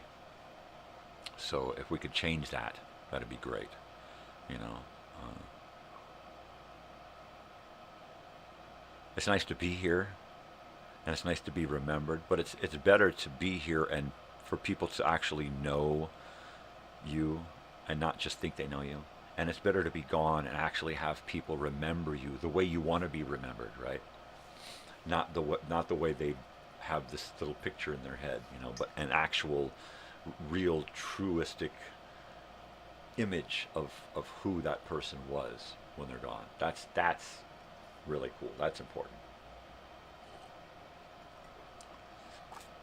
So when I'm gone, all you got to do is flip on a video, and there I am in living color, in all my unmitigated glory.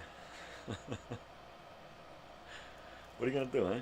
I gotta be me. I gotta be me.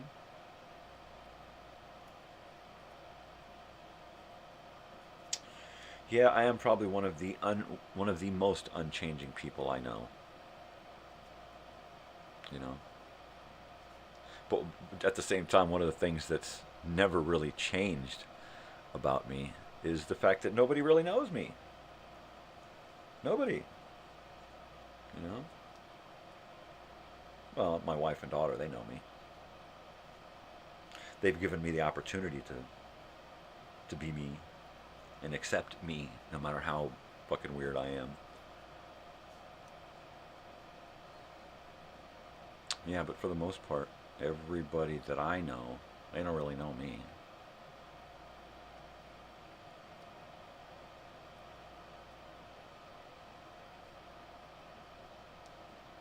Ain't that a shame? Ain't it a shame? Yeah, man. It's totally a shame. Yeah, man, it's a shame, Oz. It's a shame. It's a shame, man. You gonna have a chain, man? Orale, it's a skeleton on a chain, man.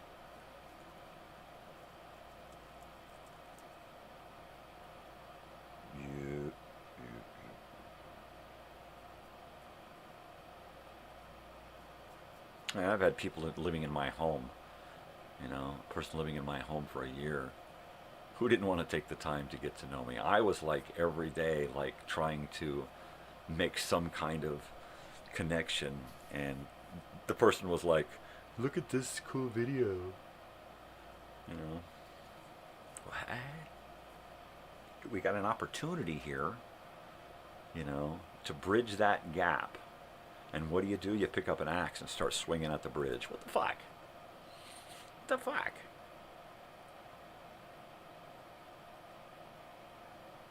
So now's my chance to make a shitload of connections. You know, reconnect with all of those people. See what's been going on. See if anybody wants to find out what's been going on with me. Of course, if you want to find out what's been going on with me, all you got to do is just turn on this thing. Turn on the idiot box and watch the idiot. They named it after me? Gosh. That's nice. Sitting here breaking up this bud here just totally reminds me of hanging out with Charlotte in the mornings. You know, she'd be sitting there smoking a cigarette, drinking coffee, rolling big fat joints.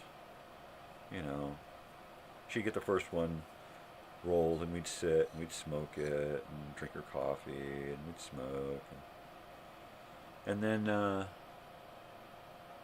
I'd take a couple for the road, and then take off with Gary and cruise around the lake, getting loaded, picking guys up for high school, doing a full-on Ridgemont High deal, pulling up to the school and just pouring out of the van with the smoke and the van's sneakers slapping on the concrete, OP shorts, hang 10 shirts. Yeah, those were the days. Getting into first period and belching up a cloud of smoke and hoping the teacher don't smell it.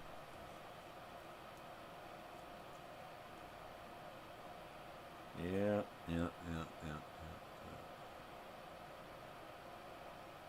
It was a lot simpler time back then. It was a lot simpler time. Totally.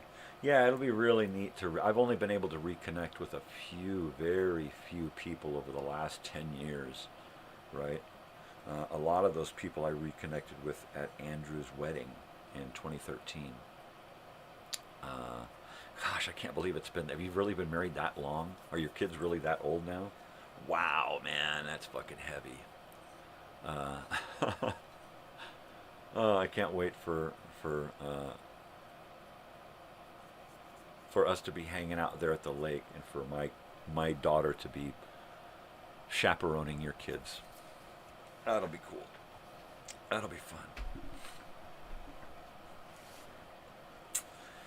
Yeah, because most of the people I know, most of the people we know had kids like in high school or right out of high school. I mean, literally, we're pumping out kids in the 80s, right?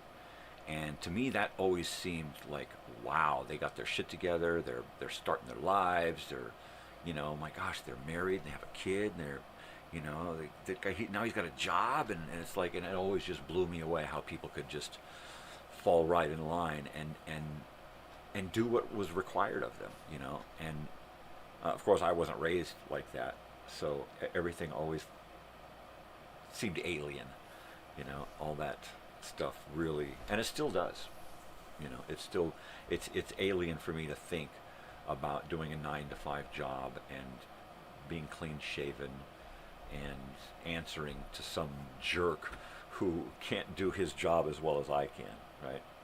So I don't, I got tired of the rancid competition, just the disgusting greed that takes place in any workplace, right? It's always just greedy competition. Somebody stepping on somebody else, somebody trying to make somebody look bad. The boss is taking advantage of you, Well, you know what? You're going to work late, or you're going to come in Saturday, or you're not coming in Monday, period. And I got so sick of hearing that from bosses. Look, I can find somebody to replace you. Wait, you hired me because this is a family business, and you've told me for the last 6 months that I'm part of the family. Is this what you do to your family? My way or the highway? Fuck you, right? Nah. And that is the way they treat their family, because they're forcing their kid out. It's, you're 18 in 3 fucking days. You got your shit packed, if that's family, then what? I ain't. So I just got tired of working for jerks who, when it came right down to it, you were just a tool. You were a commodity. You were something to be bought and sold, used, discarded,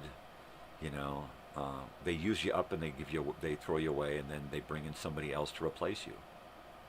And that's the way it works, And they bring that into their families, Well, you're not going to do what I want, then I'm going to divorce you, and I'm going to get somebody else in here who will do what I want. There's give and take for you, right? My way or the highway. Well, looks like we're getting a divorce. But, you had your chance to conform, right?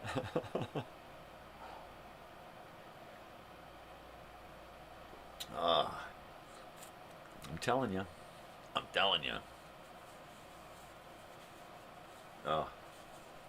So, since it's summertime, we will be in August 25. It'll be late summer at the schools, which means there will be activity at the schools, right? So we will be trying to arrange tours on the weekend for the high school and or the junior high, right? And I will be working closely with friends and family who have connections to people who have connections, yada, yada, yada, right? And that's what we're going to do there. So we will have, and if we have to actually rent a big bus to do these trips around Elsinore, then we will, right? If we have to get one of these connections to borrow us a frickin' school bus to come by our camp and pick us up and take us to the campus and drop us off for our tour, and then take us on that school bus and drop us off back at our camp, right? And make it an actual, now that's a reunion tour, right? That's a fucking tour right there. So, I can only pull these ideas off if I have help. So I will be going after people for help. Whether you want to talk to me or not, I'm the guy that you got to talk to make this happen. And at some point, there'll be other guys to talk to, right? I want to get a few of the girls from back then involved.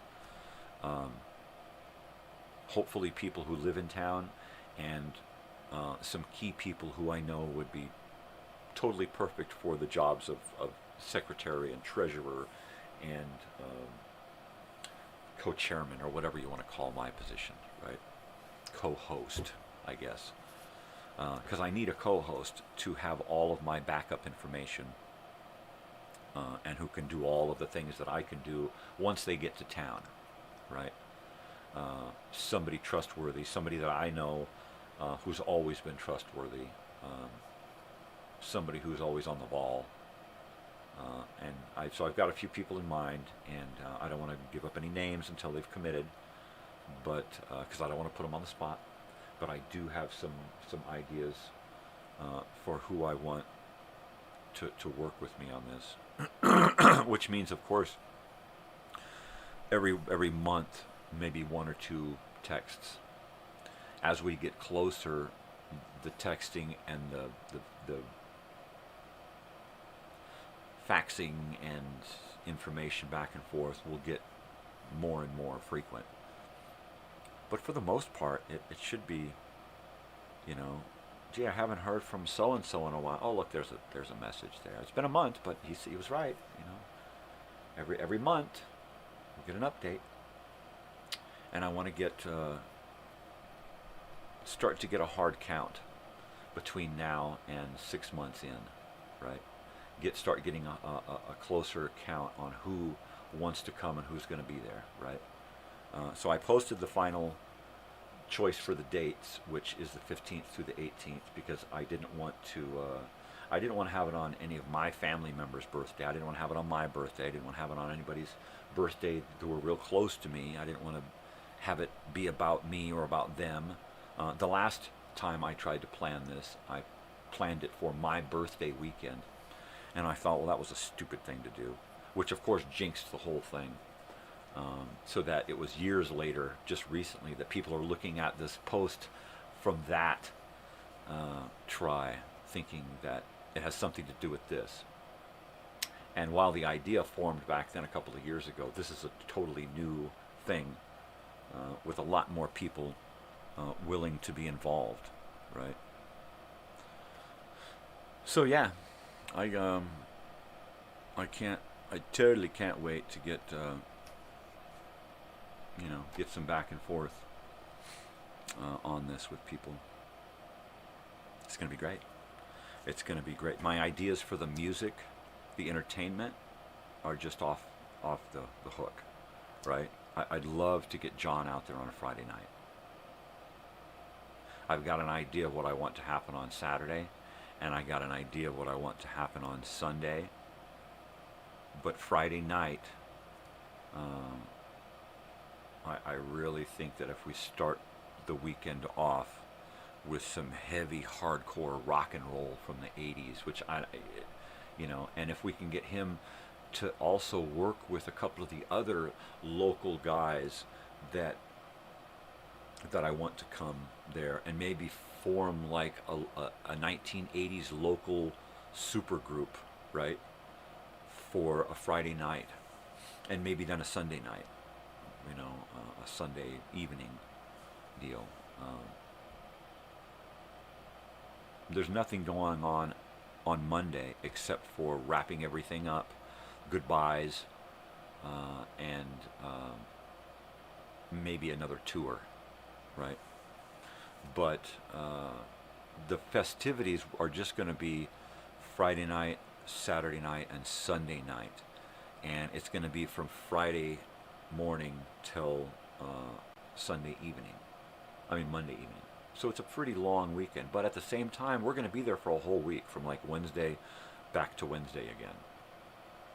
So people have the option of coming and camping and staying longer and having more fun and going out and doing more. We might, on a Tuesday or a Thursday or something, we might do a trip to the beach and drive over the Ortegs and go to the beach for, 6 or 7 hours and then come home. So that, anything's possible. I would love to do that, I'd love it if maybe on a Thursday or a Tuesday or something, people might want to plan a trip to Disneyland, right? Out-of-towners. Whatever, I'm totally, it's all about going home again, right? So if that's where your home is at, do it. If your home is, if your home was going to one of those bars, they're probably all gone now. I know that the Rec, I think, is gone. I think they demolished the Rec, didn't they? Or they're going to build the new Old Town. Yeah, I don't know. I'm going to be going down there Friday and looking into all of this and seeing what's happening. We're going to be planning some kind of visit to the Elsinore Historic Society, the museum there. Shirts. Once again, shirts. We need to get people on board with shirts. Shirts are going to be our biggest fundraising device. Retro style, vintage looking shirts that say something about the past, all right? We want to do a retro Elsinore Tigers shirt. We want to do a retro Alamo Market. We want to do a retro 3Js. We want to do a retro Ortega Oaks Market with the van with the UP on it and the hang glider and the pepper tree and the market. It's all got to be a line drawing, a color line drawing, red or bright orange or something, right? Just a line on a white shirt. And then DeJong's Dairy, right? The old Elsinore Sahara Dunes Casino, right? So we just do that, and then do like events, right? Elsinore MTV Party, all right? What was another event from back then? Oh, the Flood, right? And a Flood shirt. I've actually got a little thing from the actual Flood magazine cut out, advertising the Flood shirts. So I'll take and recreate that, So there's a lot of ideas, and I want more ideas, and then I need people who can actually facilitate the creating of these shirts. There's a shirt place out here that I could probably go to, but it's going to cost buku bucks, right, to get rolling. So I need to get a pool together of funds to start the initial shirt production, and we'll start off with a run of 1 or 2 different style shirts in various sizes. And then if I work locally, what I might be able to do is go down every week and say, okay, look, I need these sizes printed out in these designs, and have them just run them. All right, let me pull your screen down, mix up some stuff. Okay, here's your shirt. We're going to use this color because we got extra. Yeah, sure. We got extra of this color, and we'll use it. It'll be cheaper for you. Great, let's do that. So we'll get that rolling. There's a Tees shirts out here. I have their card. My friend Bush works with them. They design all his shirts. So hopefully I can work with them directly and then just go and say, okay, here's the list of shirts that I need for this week. Give me the pile of shirts from last week and I'll mail those out. And then it'll be a slow going thing, but we'll be able to raise money, and we'll be able to raise more than if we had to subcontract this out to a shirt factory and have them drop ship and all that. So all I need are designs. I need artistic people to give me designs, people with past photographs of things, copies of magazine ads for shirts, whatever. If you want a Sprouse Ritz shirt, then you better figure out what it's going to look like and get me some graphics so I can then design something. Yeah, it's going to be fucking awesome.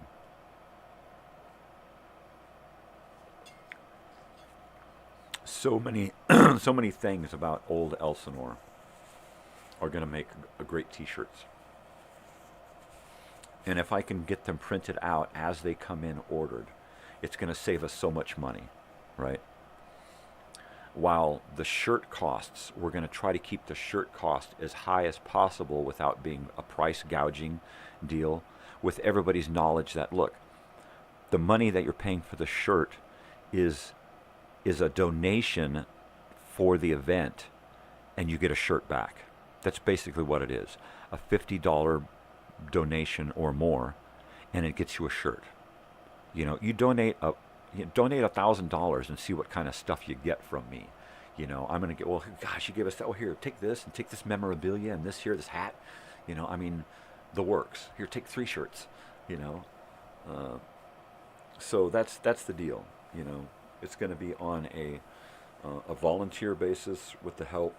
It's going to be on a donation fundraising basis for pulling this off, and then at the end, there'll be a ticket price for your camping. And if we've done our job raising money, the ticket price for camping should be way low. I want to keep the ticket price for just camping day by day about $10, right?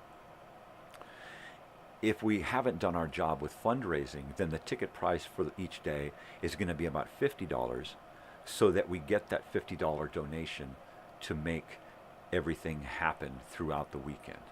I'm going to have some really good live music coming. And for really good live music, you got to pay for it, right? So I'm not sure how much it's going to cost yet, but I will be going after some really good music to come entertain us.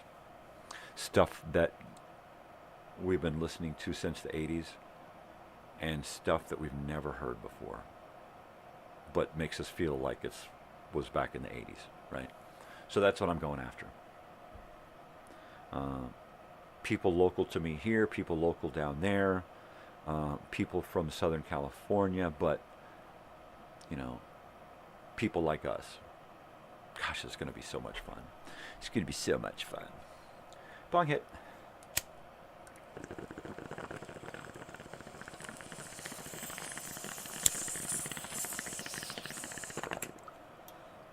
So now's about the time that I go from my calendar planner into a full-scale 3-ring binder notebook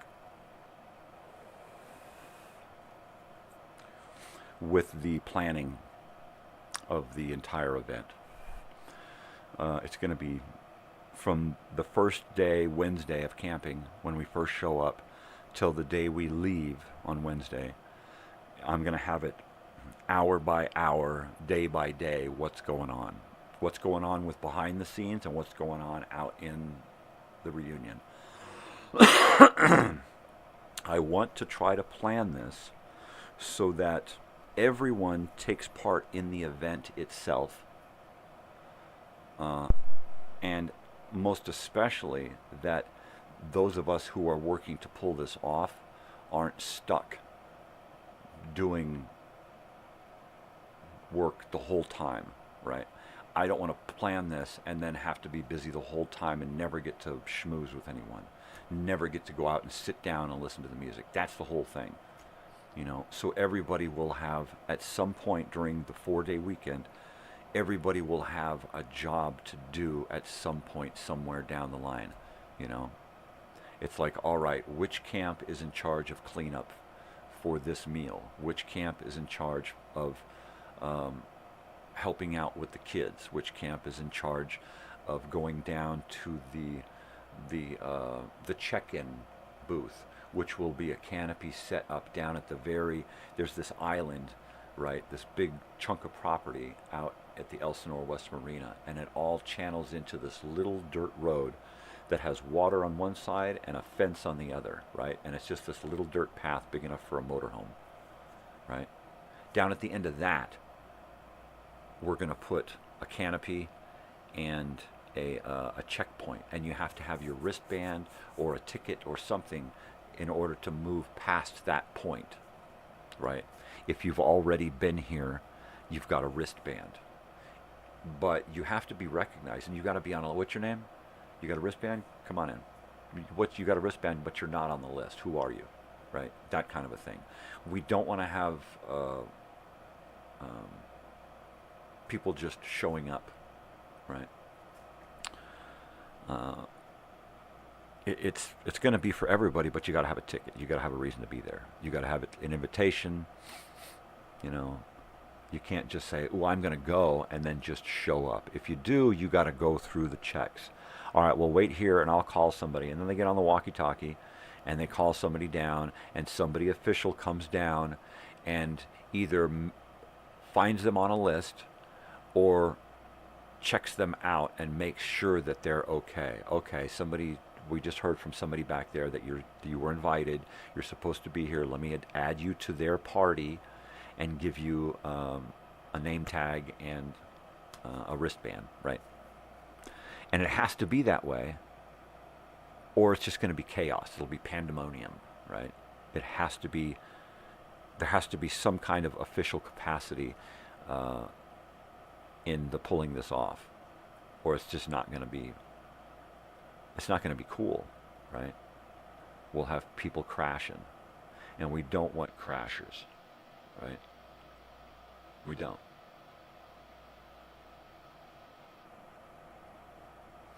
So there will be cones and caution tape set up at the end so that people can't just, there's a chain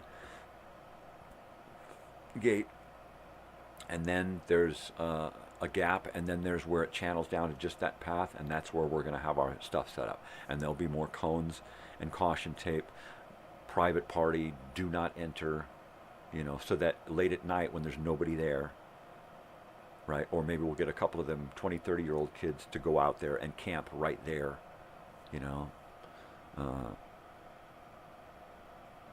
however we do it, it's got to be so that everybody at the camp feels comfortable and doesn't feel like, oh man, shit's going to start to get weird. I don't want any of that. I don't want it's going to get weird thing going on. No. That's not why we're doing this. We're doing this so that we'll want to do it again next year. That's why we're doing this. We're doing this so that the people looking down on us are going to go, wow, man, it took you long enough, you bunch of fuckers. Is it going to take you this long again next time to get together and celebrate us? Huh? Huh?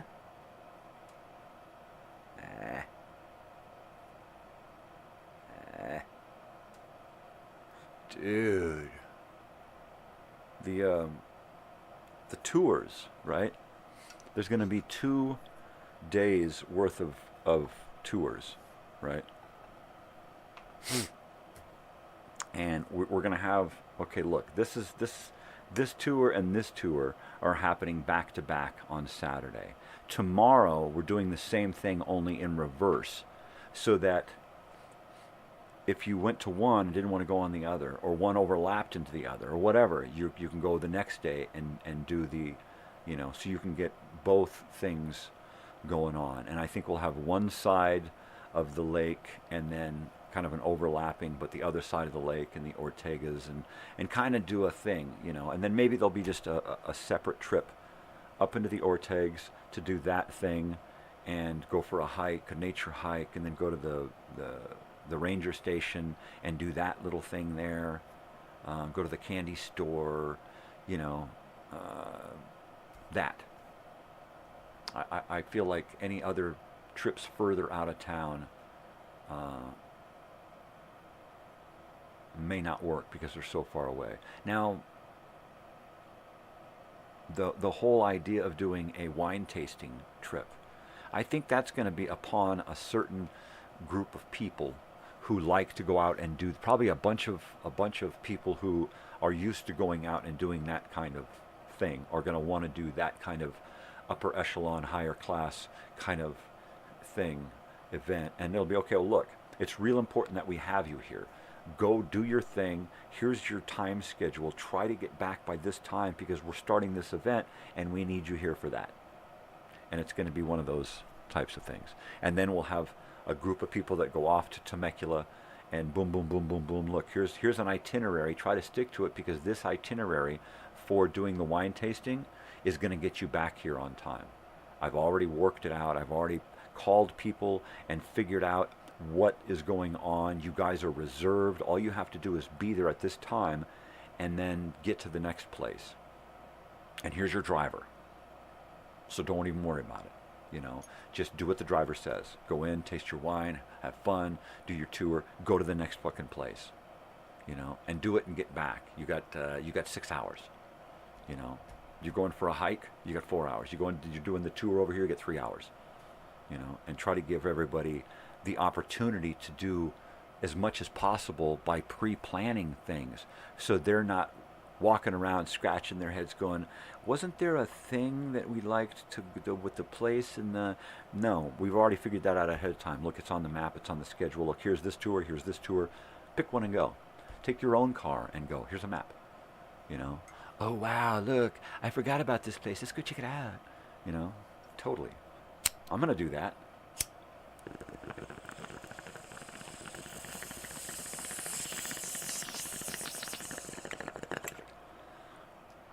Of course, most of the touring I do will be in planning the touring.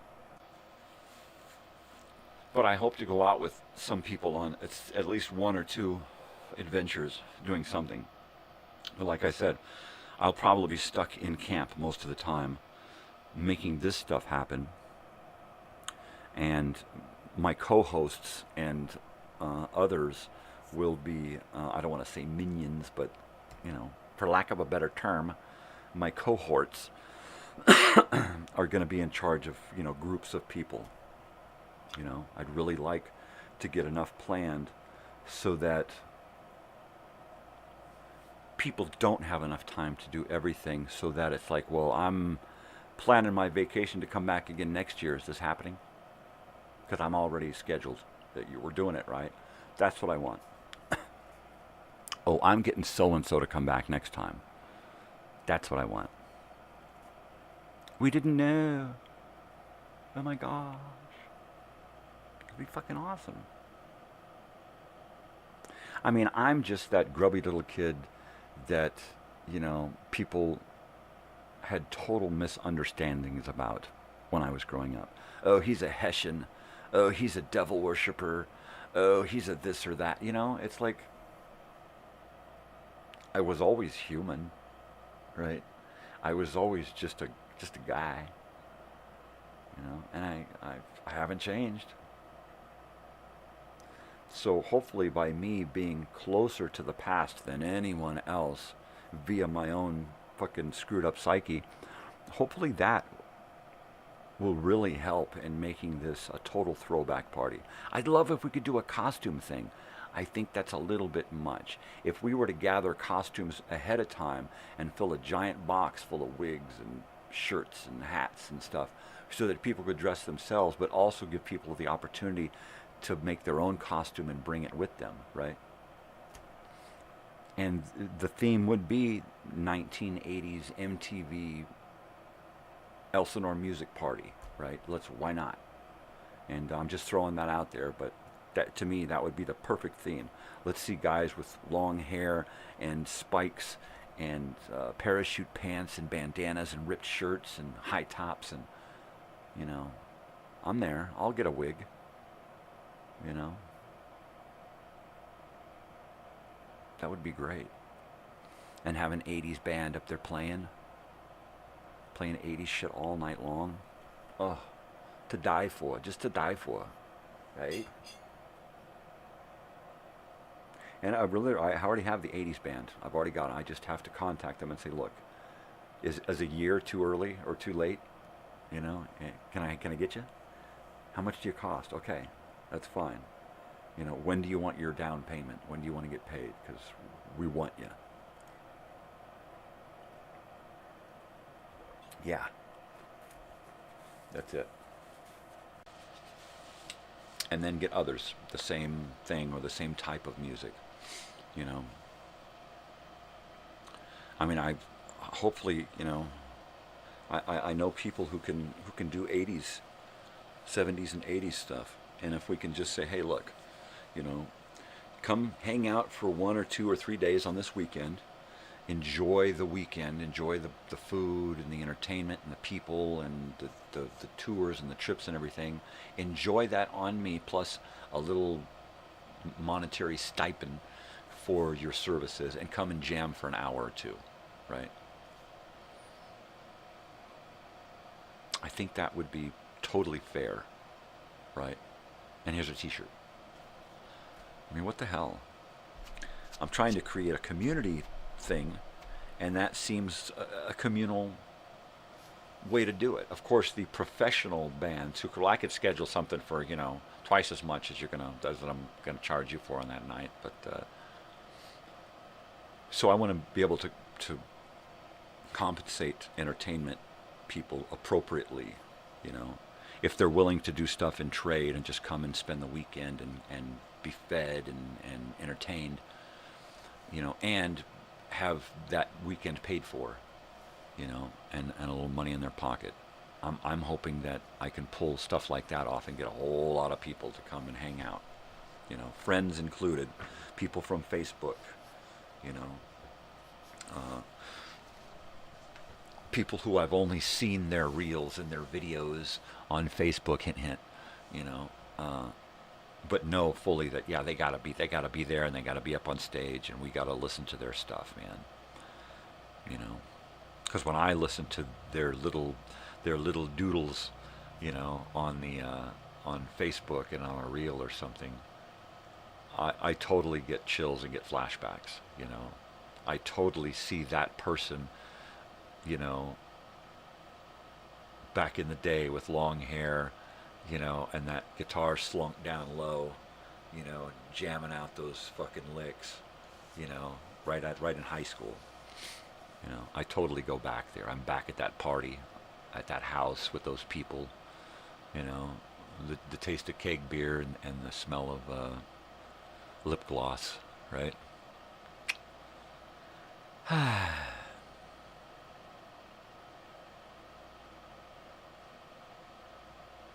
There I go.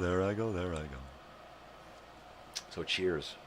Cheers to the past. Here's seeing you soon.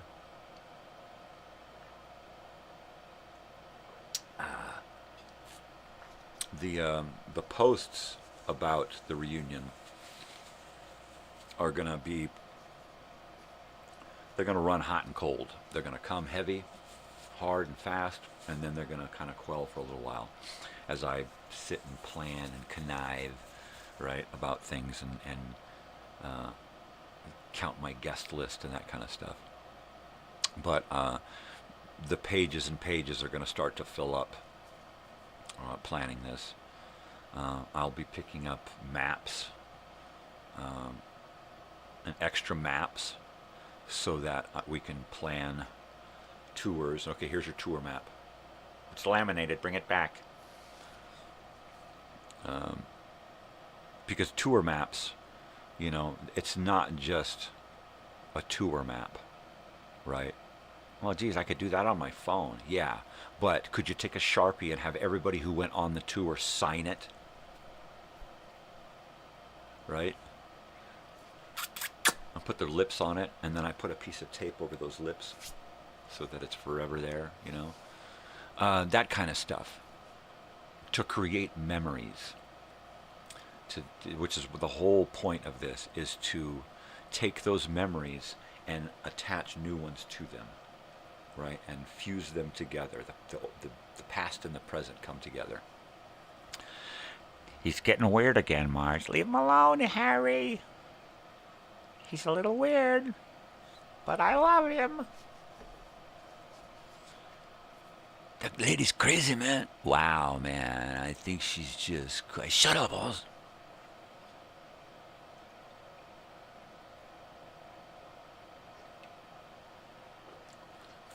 Mr. Good Stuff, who do you think you are?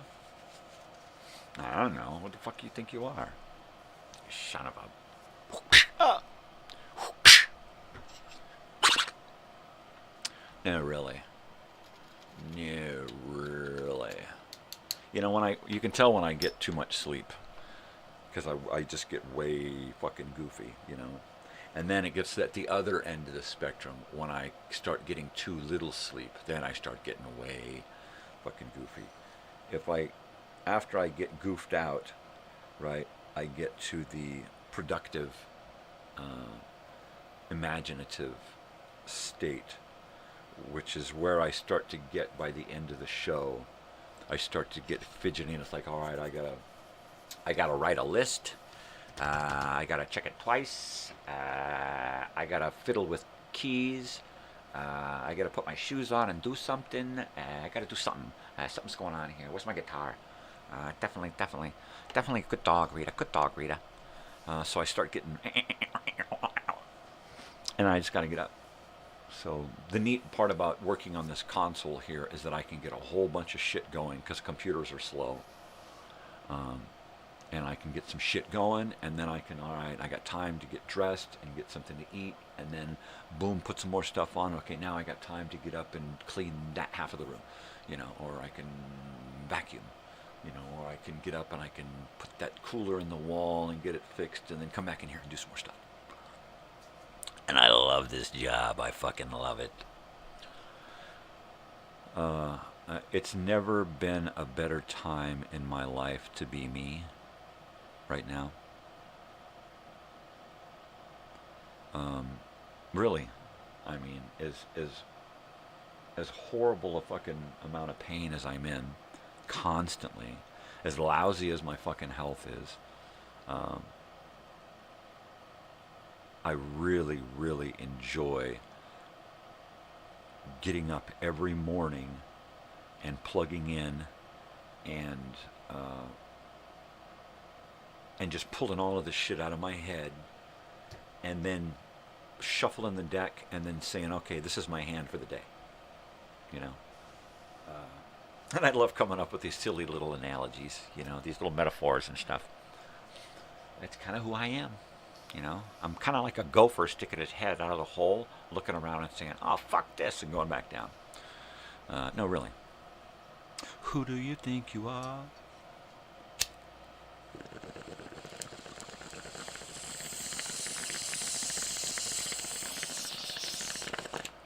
Which, of course, just made me think of Caddyshack. One of my least favorite movies. Favorite movies to dislike. It's that girl, right? That girl who played the young girl in Animal House, the one that Pinto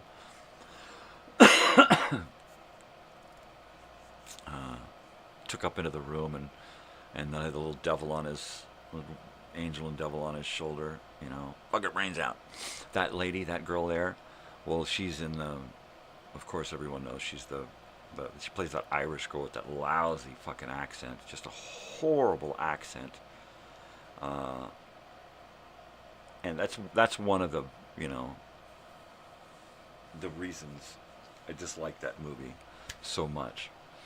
Other than the fact that it's got, the snob Chevy Chase and the raw asshole, ungrateful son of a bitch Bill Murray,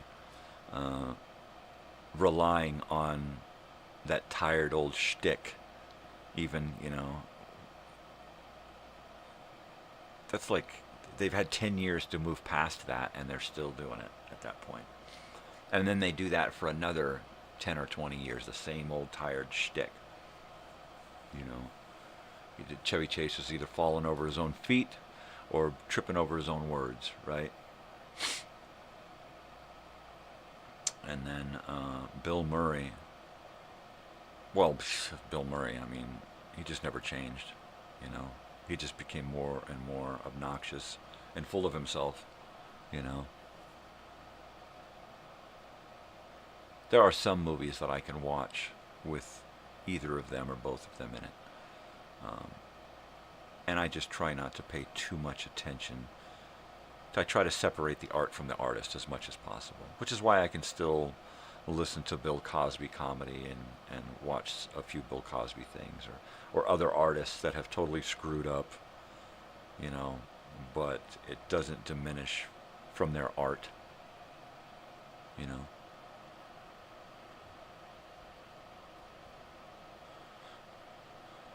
You know, Van Gogh, right? That was the guy that whacked his ear off. He was a psycho, a raving lunatic drunkard.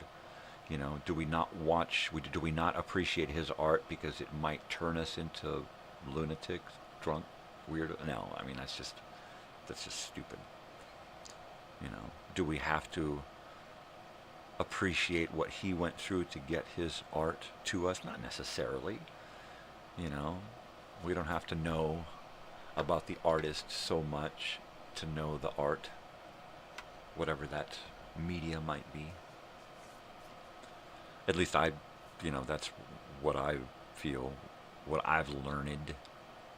Separate the art from the artist for the sake of the art, not the artist. Save the art, not the artist. They give us something and then they totally screw up. Do we just say, well, fuck that art? You know, if Hitler was a brilliant sculptor or painter, would we have totally destroyed all of his fantastic works just because he was a psycho fucking nutcase too? I don't know. You tell me. You know? You tell me. What does that mean? What should humans do in a situation like that? I don't know. I'm spitballing here, people. Really? Oh, the coffee is gone. You know, I think I can squeeze another half a cup out of that pot. I just might have to do that. I might have to do it. I just might. Who do you think you are? Totally. Oh, so check this out. I just found this. I was digging out these milk crates from this corner where I'm putting that cooler in. And I found this in there, right? And this is kind of hard to see. I will take it and stick it up into this camera here, and maybe we can see it a little bit better. All right. So there's that. There you go. A Midsummer Night's Dream, a play in music on one record. All right. And it's really cool. Let me open it back up.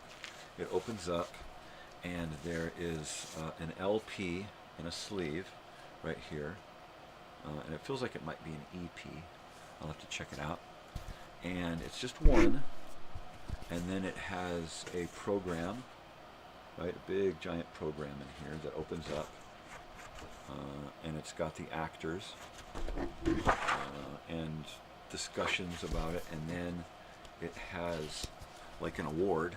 It has a photograph, what do they call that? A print of Shakespeare's Midsummer Night's Dream, printed something, so it's too small, I have to get a magnifier, which is something that I really need to have in this room. I used to have, in fact I still have one I think, but it's just so old and scratched up. So yeah, this record here, let's see, let's open this, pull this out. Oh, that's why it felt small, because it was sliding out one side and then ripped there. RCA Victor, it's double sleeved and it looks immaculate, right? It's got a little bit of surface scratching on one side, on one little part, but it looks pretty good. Dynagroove, nice. So this should be cool to check out. I'm gonna have to put this in my playlist there and check it out. It looks like this sleeve here can be taped or glued back together relatively easily. Wow, that's really cool. I like that. I like finding little gems in my collection because it happens all the time, because I gather this stuff in bulk. I'll go and somebody will say, all right, take it all away and I'll pay you, you know. And so I bring it all home and I stick it in a pile somewhere, and then every once in a while I'll go out to that pile and I'll pull out something and go, oh my gosh. You know, I've got like 4,000 records, right, from this one place. And long story short, they owned a record store in the 80s. They sold out. They kept the records over the last 30 years, selling them off little bits at a time at swap meets and yard sales, right? But they still had thousands of records. Many of them opened because they were demo records. You know, you used to walk into a record store and, okay, here's the demo, and you take it, you put it on your headphones and go, yeah, that's cool. All right, I'll take this one. So I had got a bunch of those, and then what I didn't realize was that wedged in all of these thousands of records were unopened, sealed records, new records, right? And a lot of vintage first edition stuff in great condition, right? So I, for years, for the couple of years that I've had this stuff, I just go over and every once in a while I pull out and go through it and go, oh my God, what? Oh my God. You know, Fats Domino, this thing's like worth $100. Beatles, here are, you know, what is that? Here Come the Beatles or something, right? Which, let's see, where's my Beatles? Beatles. Here's the Beatles, right? Is that what it's called? Oh, it's Abbey Road. I've got a first edition Abbey Road, Sgt. Pepper's. Here we go. So this one here, introducing the Beatles, right? This is one of those collectors. First edition, first printing. It's got the original Paul McCartney on there before he died and was replaced by the look-alike, right? Yeah, it's got. It's dude. This is a collector's item here. And I just pull these things out of collections, or I'll go and somebody will be like, I went to this one lady, right? And she was selling off her husband's record collection of about 30 records, you know, just great fucking records from the 80s, right? And she's like, he never listens to them, so I'm selling them. And I'm like, oh my God, really? And she like sold me like 30 records for like $20, right? And they were all like everything that I wanted. It was like, okay, is your husband okay with this? And she's like, well, he better be. And I'm like, look, I'll pay you for the records, but I'm not going to claim that I own them until a week goes by and I haven't heard from you wanting them back. You know? And she's like, he's got more, and he's got a cassette collection. I said, all right, well, you work it out with your husband, and you get back to me. And I never heard from her again. So she probably got in pretty good trouble over that. But I got, you know, like 30 great fucking records. And I don't remember. Once they go into my collection, they're lost. I don't know where they came from. I don't know how they got there. You know, that's the way my brain works. I don't pull them. Yeah, I remember when I got this in 19... You know, other people can do that. Me, they go into the collection, and sometimes I can remember, like some Spike Jones and my Dr. Demento collection. They came in that 4,000 or 5,000 record set that I got. And with those LPs, 5,000 LPs, I got 78s, hundreds of 78s, hundreds and hundreds of 45s, right? Plus a bunch of other music store paraphernalia, like these window displays of the cover of records, and it's just cardboard print of the cover of the album, nothing else. And those are for hanging up. They're double-sided, they hang up, or they're single-sided and they go in the window, right? And so I've got a bunch of those displays too. So so those are part of the giveaway items, 45s and displays, and 78s, and some records, and video cassettes, audio cassettes, 8 tracks. I got a lot of music stuff and paraphernalia to give away. So I look forward to the 500 subscriber drawing, you know. Well, I have the things to send to people at this point from the last drawing and the last visit. I just have to come up with the means of getting things shipped. So, which I'm, you know, this is a non-profit channel here, kind of a public service. So I'm in no hurry to spend money out of my own pocket to accomplish things at this point. So yeah, work's picking up, and then I'll spend a few bucks and mail a few things. But I got to get some more coffee. If anybody wants to listen.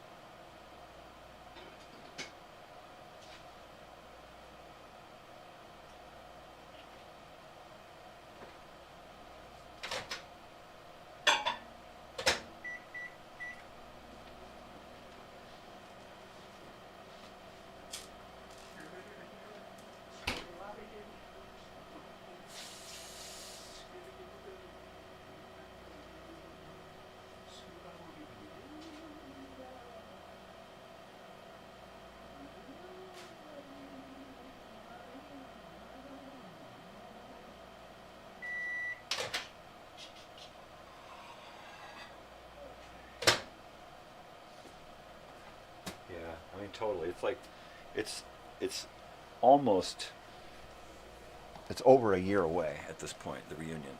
And I'm already thinking about entertainment, itinerary, the menu. Oh, the menu. Oh.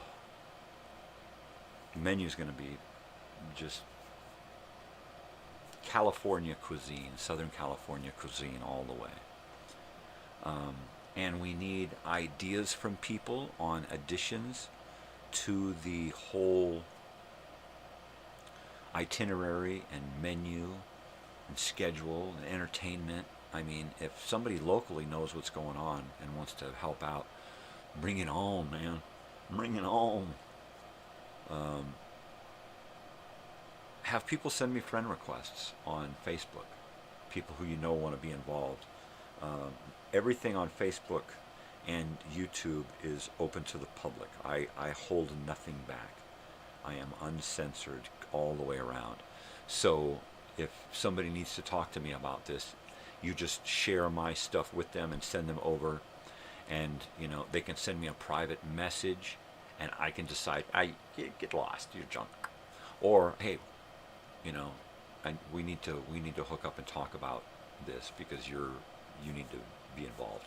So yeah, people, anybody, you know, and like I said, this is open to family, friends, relatives, people from Elsinore, and people who've never even heard of Elsinore, you know, people that want to just come and hang out. Your best friend, you know, has heard about it ever since he's known you, and he has to go with you to check this out. Whatever, whoever that best friend might be. You know, there's just no dogs allowed. Sorry. No dogs allowed. I got dogs and I want them there, but I can't inflict that on them or my dogs on others. So we have to draw a line, and the line is no dogs. You know what, we had thought about doing a dog area, setting up a fenced-in area for dogs to hang out, but then we got to deal with, you know, unsocial dogs, and then we got to deal with owners, and, you know, is this dog okay? And I don't want to go there. You know, is your dog got shots? My dogs stay at home. They're home dogs. I would love to take them out into the world, but the world is not a nice place, so it's better they stay home. And I feel that that's the best thing to do with everyone else. There's no dogs allowed. You know, if you live close by and you want to bring your dogs down for a couple of hours during the middle of the day for them to hang out and go play in the water, and then you're going to run them home and then come back, that is cool, all right? But it has to be scheduled in, and you got to do it during, you know, the right time, because once the food starts happening and people are back and there's a million things going on, we don't want dogs underfoot. We don't want those added issues that dogs bring. I know, I've had dogs my whole life. Dogs are phenomenal until they're not. And it's usually a human thing, human error that makes them not, somewhere along the way. So there you go. I love dogs, but there's people out here who won't leash their dogs, so therefore I have to be concerned about if my dog happens to get out because he's acting silly and the gate opens and he wants to run around going, get me. Well, I got to worry about him getting mauled by a pit bull that's not on a leash. So, it's usually human error. Whether it's in the raising of the animal or in the caring of the animal, it's usually a human mistake. So I try not to blame the dog too much, but if a dog pisses you off, he pisses you off. You're going to scream at him and throw a rock and say, get the fuck out of here. You're making me feel bad. Go. Damn it, now I got to throw another rock, you little shit. Stop throwing rocks at my dog. Well, duh. Put your dog on a fucking leash. What do you mean? My dog's fine. He doesn't do anything wrong. He's a smart dog. Oh, smart dog, dumb human. All dogs should be leashed for their own protection and then for the protection of others, or at least the safety and concern of the others. Right? Anyways, kids. It's more about kids. I'd rather have an area for kids, a playground, a nice grassy area, lots of shade, toys, games. Let's get someone locally to spend the next year gathering up children's musical instruments, so that during the day the kids can get up on stage and do the kind of shit that we used to do. Well, let's get the kids up there to bang on the drums and play the guitars and do whatever they want to do. And it's noise, but it's fun to watch. Maybe they'll get get that seed planted in them. Can I get a guitar? Bring it on, man.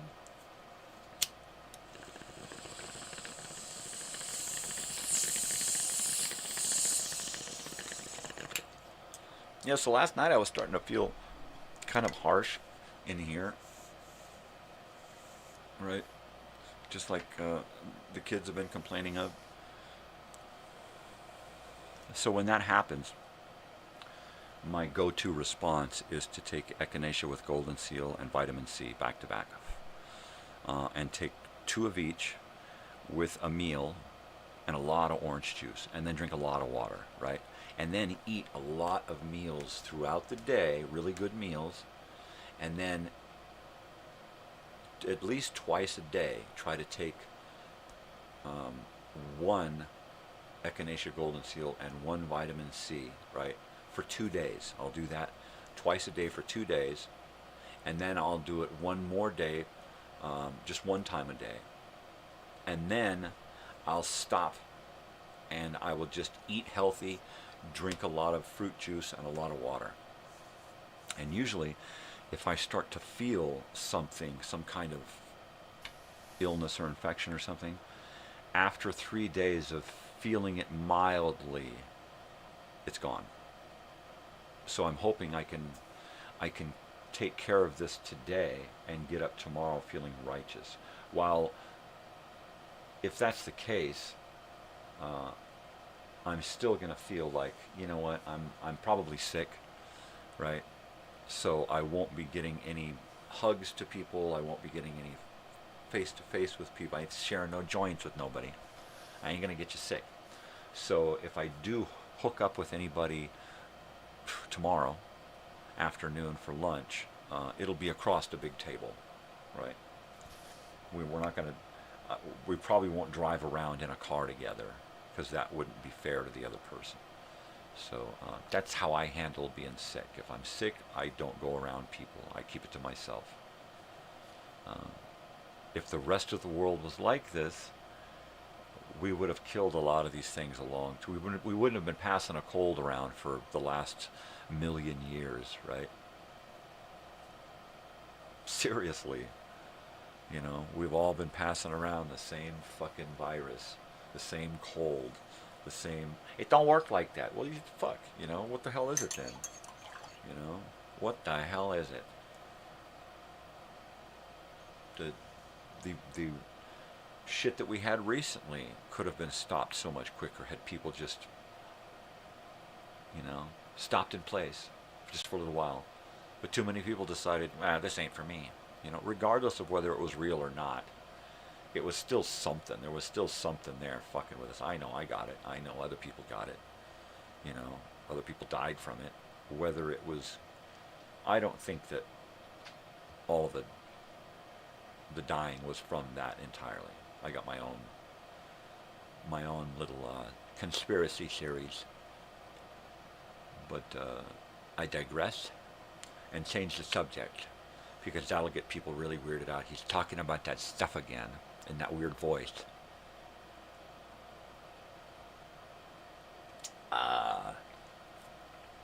Yeah, I figured out my technical difficulties from last night's show, and basically what happened was I came in, I set up my show, I got everything ready, and then I was turning my lights on and turned on a light back here, and it didn't turn on.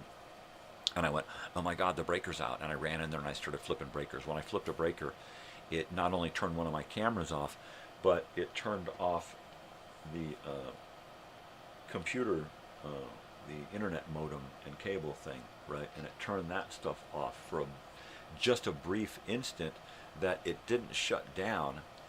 It froze. It froze it up completely, right? So that when I tried to get online with OBS, the online broadcasting software, and go stream, there was no internet. And it was like, okay, I can figure this out. And I grabbed the information that I needed, and I went to get online to go to the OBS chat and ask for help, and I couldn't get online. And I'm like, well, what the fuck? So I go to my other computer and I can't get online there, and I'm like, okay, so this is an internet network problem here. All right, so I went and I unplugged my internet modem in the cable box, and unplugged that, and then rebooted my computers. And then after 5 or 10 minutes, plugged the modem stuff back in, let it reboot, and boom, I was back in business, just like that. And then I had to turn off my cloud, because if I had the cloud running on my graphics computer, then it is working against the OBS program over on this computer, which means that it's using internet speed on this one, which slows down this one. This is shit that I did not know a few months ago. I didn't know any of this crap when I started the show. I didn't go into this knowing exactly how all of this stuff worked or how I was going to make it work, right? It just, back to that word, it happened organically. It was like, okay, I need to do this. How do I do this? Okay, this is happening. How do I fix that? Okay, what do I need to make this work better? Get this. And it just, you know, rolled. When I first started this, I was using an old Sharp, like 2004 Sharp video, high 8 video camera, hardwired into my computer, using it as a webcam, and was going directly through YouTube Live. Now I'm going around, I'm going into YouTube Live, but I'm going in the back door with this program, and that's pretty cool. I'm hoping that I can use the DaVinci program for the Blackmagic audio video mixer, and go in the back door to YouTube, but go through their program, so that now I have the ability to mix in graphics and special effects and other stuff as well, right? So fingers crossed that when I've got some time off from doing this, I'll be working on that, you know. And while I'm going to miss doing this, I'm really going to need and enjoy investing time and figuring all of this stuff out. I'd like it if I were to be able to come back in the fall, right, and have a full fall lineup, so that at every point during the day there's something going on, right, and my live stuff is, you know, tripled in quality. Yeah, baby. My gosh, it's after 7 already. That's fantastic. Happy July 4th, everyone. I hope you have an understanding of what it means to celebrate July 4th, because most people don't. Most think it's about concerts and hot dogs. you know, waving a flag and going, yay, where's the fireworks? We not only learned about history in the past, but we learned how to appreciate the cause and effect and the reasons behind the things we celebrate, right? And now it's just, there's so many things celebrated. Everything has a day. Hot dog day, donut day, celebrate your dog day, wiener dog day, you know, special cat day, you know, goldfish day. Everything's got a fucking day. And it makes the important things less important. When you celebrate everything, nothing is important, right?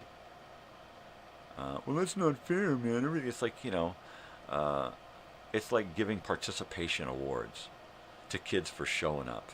Man, if you're going to show up for a participation award, why bother showing up? You know, everybody's going to fucking get one. You're just, you know, you're going to go out and you're going to try to win, but everybody else is going to get an award for showing up. You know, it diminishes the, you know, it's like me apologizing. Sorry, everything I fucking do. When I really should apologize for something, the meaning ain't there anymore. It's lost. You know, oh, there's that word again. He uses that word all the time. You know, and I don't do anything to apologize for. You know, I don't, because I think about what I'm fucking doing. I don't go out of my way to intentionally say or do anything to hurt anyone. So therefore, I don't apologize. And if you're affected, you're offended, that's your issue. So there's that. But 4th of July, I don't know what the hell we're doing. We're probably not going out and doing any. Well, the missus and I might. The kids, they're burnt. You know, not only are they sick, but they were up till like 2 in the morning listening to music and giggling. So I doubt highly they're going to go out and do anything. They can't go out with their friends because they're sick.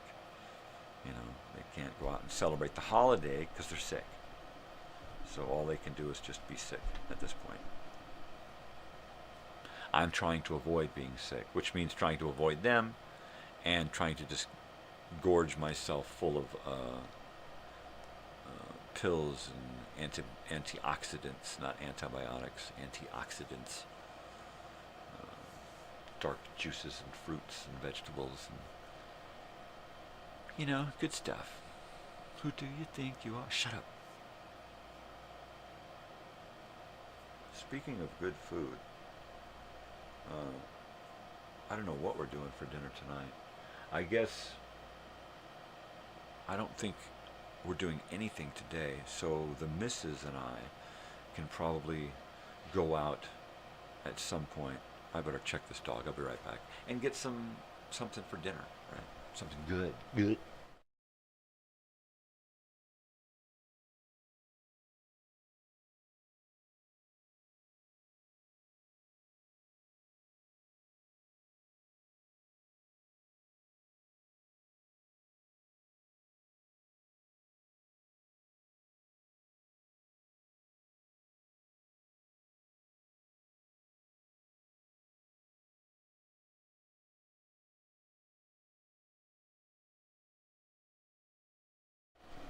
Yeah, it was the big face. Big face dog. Hi, girl. Hi, how are you, big face? Yeah. Here's big face. You're such a sweet girl. Yes, you are. Yes, you are. We had to get a king-size bed in our little tiny bedroom. I've got like this much room on my side. The wife's got about that much room on her side. She's against the closet. I'm against the wall. She's got more room to move because the closet is, I built the closet. It doesn't have any doors on it. So you've got more shoulder space. I've got to kind of shimmy sideways alongside the bed to get into my side of the bed. But it's worth it because Big Face here has to sleep in bed with us.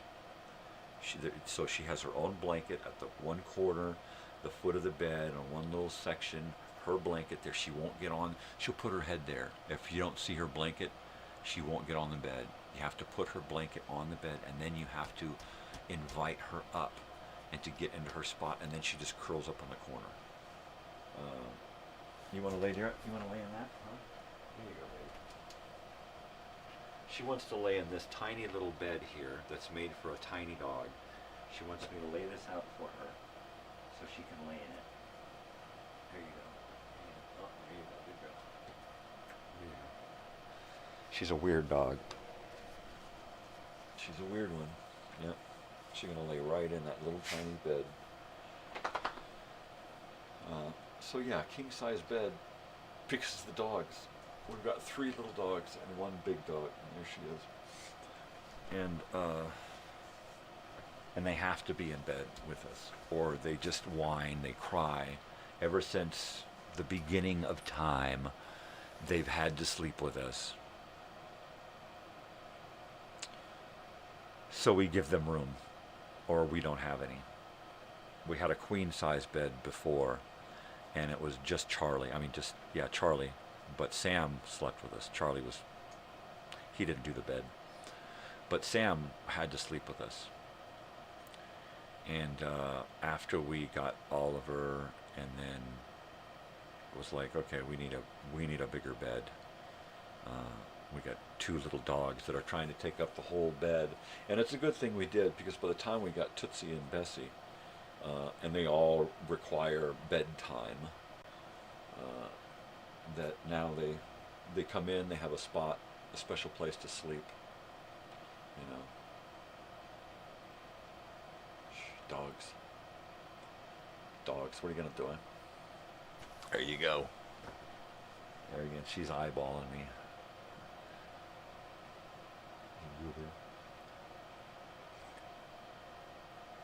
Yeah, she'll just stare me down.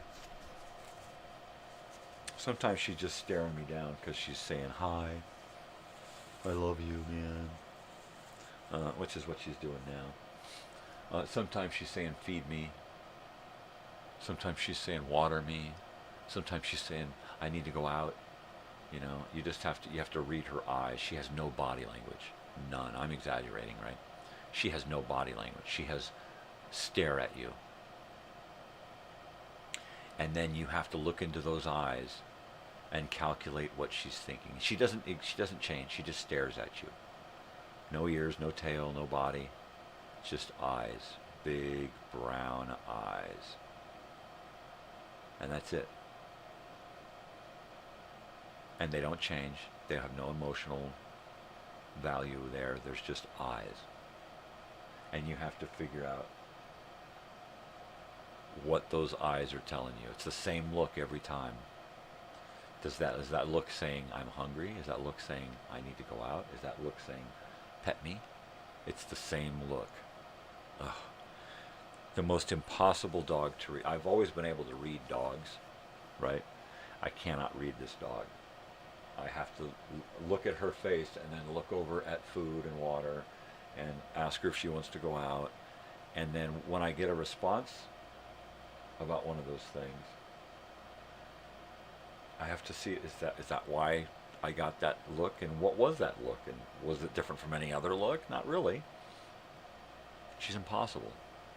You know, she's really impossible. Every once in a while she'll look at her and she'll give you that look, and that means that she wants something, but she's not sure how to tell you. You want to go outside? Yeah, you want to go outside? Okay, if you ask her that and she gives you another look and gives you a double take, it's usually a yes. You ready? Go outside?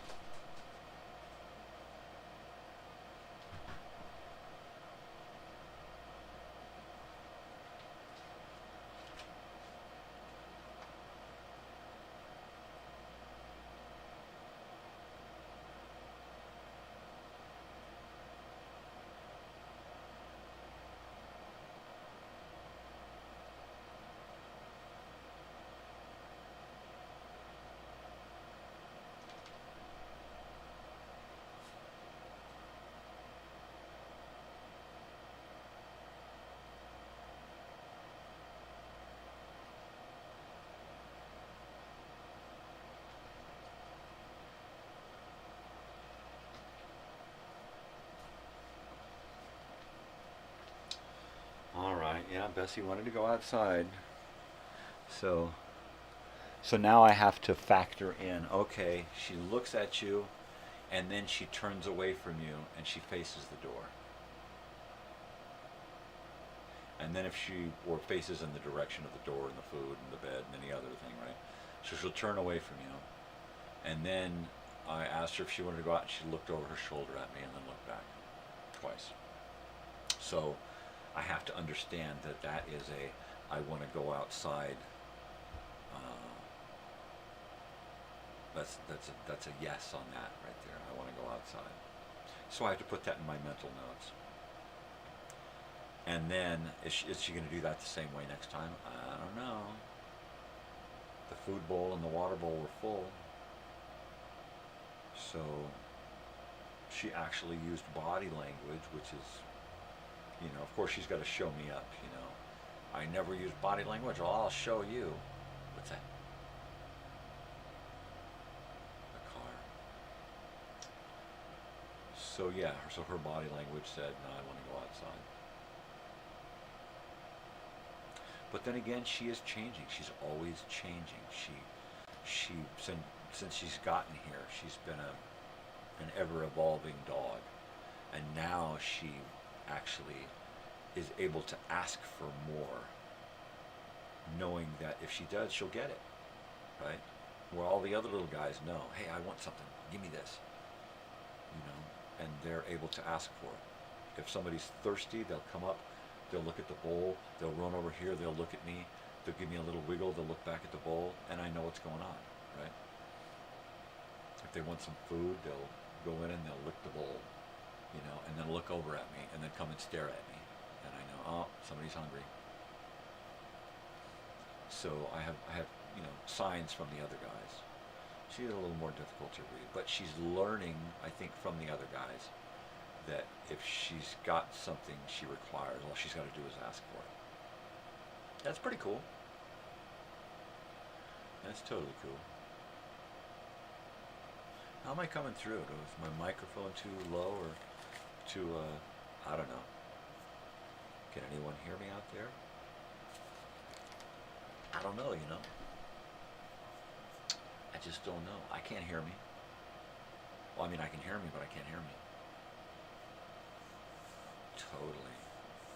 Well, so the missus went to the store yesterday and picked up a few things. And she got breakfast stuff for this morning. I don't know if the kids are going to be able to eat it because they're feeling miserable. You can't eat harsh stuff when you got a scratchy throat. But she picked up, she said, okay, I got just enough. And she got 4 of those big croissants. And then she got 4 thin slices of ham off the bone. And then a little bit of sliced Swiss or pepper jack and that kind of stuff to put on them, and make a nice breakfast sandwich, right? I like to do that every once in a while. I'll switch it up and make something different. What I really want to do is eggs Benedict, right? I haven't had eggs Benedict in like forever. You know, at least once a month we'll do pancakes. So regular pancakes, banana pancakes, blueberry pancakes, strawberry pancakes, or sometimes she'll do waffles, top them with just a bunch of strawberries, biscuits and gravy, you know. We usually do traditional meat on the bones breakfasts around here. My daughter requires a lot of sustenance. She has a really good metabolism for burning food. So she eats every couple of hours, and she'll just eat enough every couple of hours, and she burns it off with her brain, right? She don't do much physically. She wants to. She's going to try to work that into her schedule, doing more physically. But right now, it's just, she's in between schools, so she's chilling, maxing and relaxing. Off to university next year. So that should be fun. Yeah, baby. She's going to orientation this week. Next week. Sam, you're back. Drink some water, eat some kibble, I'll put you back to bed. Hi. Good morning. Good morning. They know what good morning is. Good morning. They say good morning and their tail wiggles and their ears go down. Sometimes you get the stretch and they stretch out in front of you. That's a good morning. Usually Sam will just wag his tail and twitch his ears and give me a smile. Sometimes he'll come up and give me hugs and kisses. You want to come up and give me hugs and kisses? Huh? Come here. Come on. Come on. I need some hugs and kisses. Come on. Por favor. Dame hugs and kisses. Besos y besos. Dame besos, muchacho. Come on. Give me some besos, and then I'll put you in bed. Oh, good morning. Good morning, Sam. How are you? Oh, good morning. You want to pass out in my lap? How are you? Oh, you're a good buddy. You're a good buddy, Sam. Everybody's best buddy, Sam. Yep.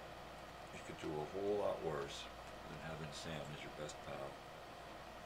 He is the greatest guy in the world. Everybody's friend. If you come into my house and I shake your hand or give you a hug, this guy's all over you. He just won't leave you alone. He'll jump right up in your lap and start giving you hugs and kisses. Yeah. Even the dogs, the girls here that were afraid of everybody when they first got here, right? Who had to be captured in order to be brought over here. Literally captured. They jump right up into people's laps now and are just everybody's best friend. Are they okay? Okay. And then boom, face in the lap.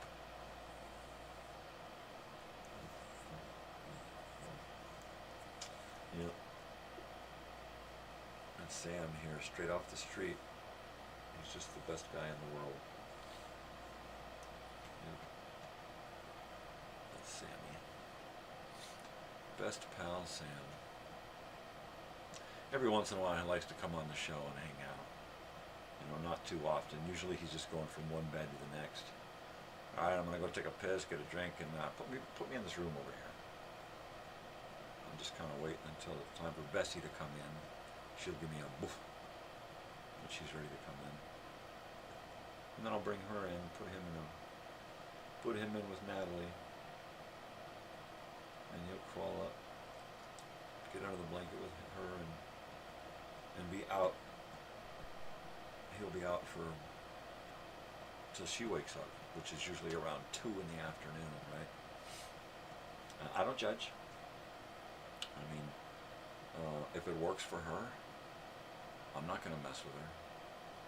You know, she gets straight A's, 4.0 plus, honors, you know, president's list 4 years in a row, in college. Oh, there's the book.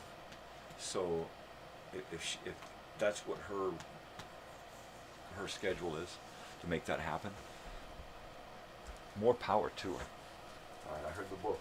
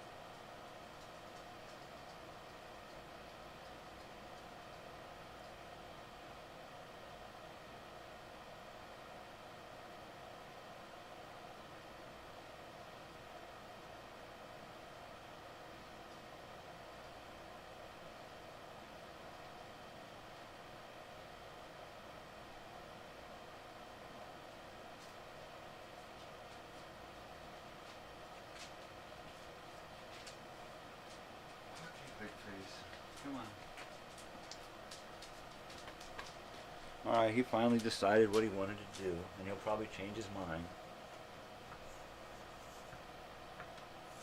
So I was doing my radio show last night, and I call it a radio show. It's on YouTube, there's pictures, but it's just music, me playing music, right? So I call it my radio show. And I'm listening to some of these songs, right? And let me see, what was I listening to?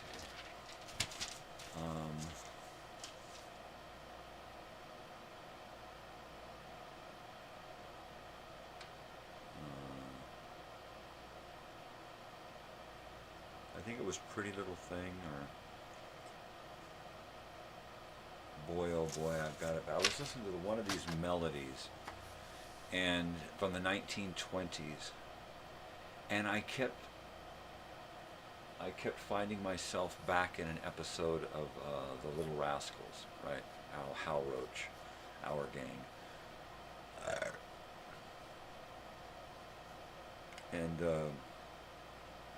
you know, the early ones, the silent ones, the ones with Jackie Cooper, the ones with the alfalfa, you know, the whole gamut of that era.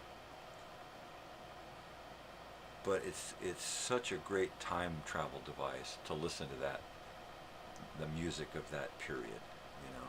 And I don't know who else has that happen, you know, where you hear something or smell something or see something, and it doesn't just give you like a hint, but it actually takes you back, you know. And maybe I got some form of dementia, you know, where, you know, I'm Alzheimer in a little bit, and I'm detached and living in another world in my brain. Who knows, you know? But if that's the case, I'm gonna go with it. You know, if it's something you can't deal with, then just fucking deal with it. You know, roll with it, have fun. You know this is happening to you. Yeah, but I'm using it. Production value. If it helps me to time travel, so be it. If it actually takes me to another time, and in my head I'm trapped in another world, so be it. You know, what a place to live on your way out, right? Shoot, why not? I'm just in it, you know. I ain't in it to win it, I'm just in it. Let those others win it, or at least convince themselves they're winning it. Because it's not a game, it's not a race, it's not a competition. You know, everybody is completely different, has got their own life, their own outcome, you know. We all come together in the end. No, we don't. We're born alone, we live alone, we die alone. We're always up here. No matter what, we're always up here. And nobody else is ever going to get up here. Not even if you got a twin. Everybody is completely different at some point up here. There's always something up here that nobody knows but you. Sometimes that's a whole universe of information and knowledge. Sometimes it's one little thing that makes you, you know, different. One little tiny little thing, you know.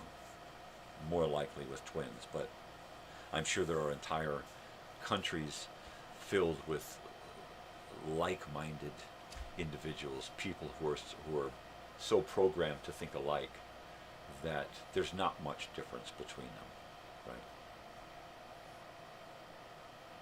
Yeah, you don't get so much of that here in the United States, which is good, but it's also a huge problem because you can't get two people to fucking agree on anything out here. Really.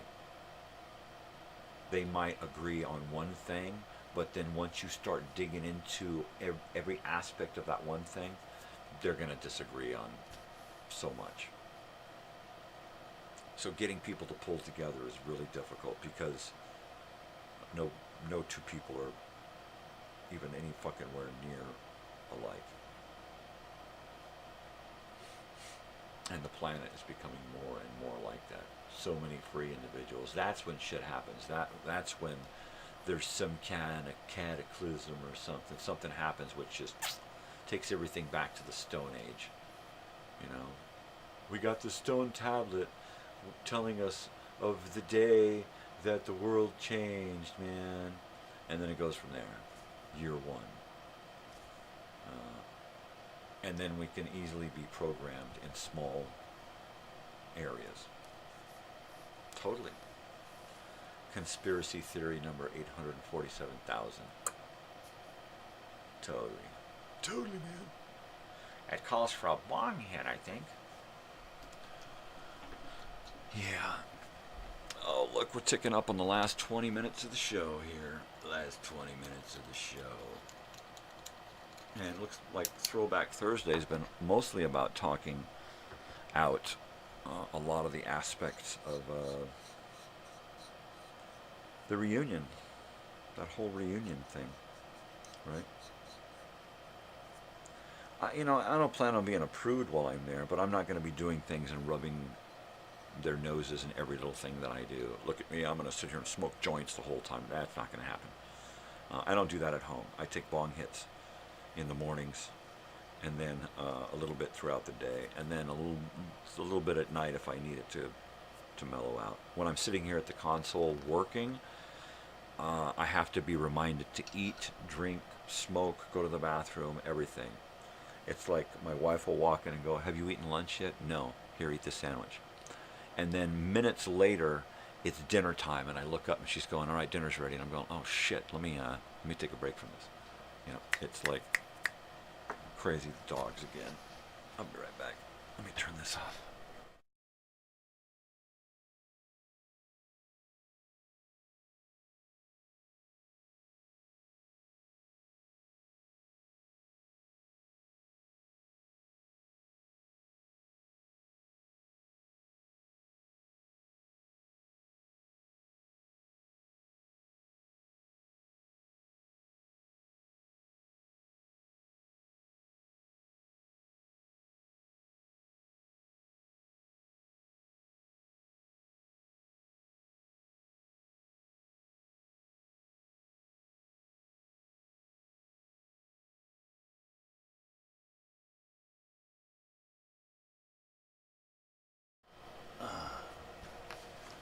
So I have my mushroom shirt. What does this one say? Have a magical day. Totally. Yeah. That was part of my therapy. A few years back, I microdosed mushrooms twice a week for about 6 weeks. Just the tiniest little bittiest amount. You couldn't even feel it, right?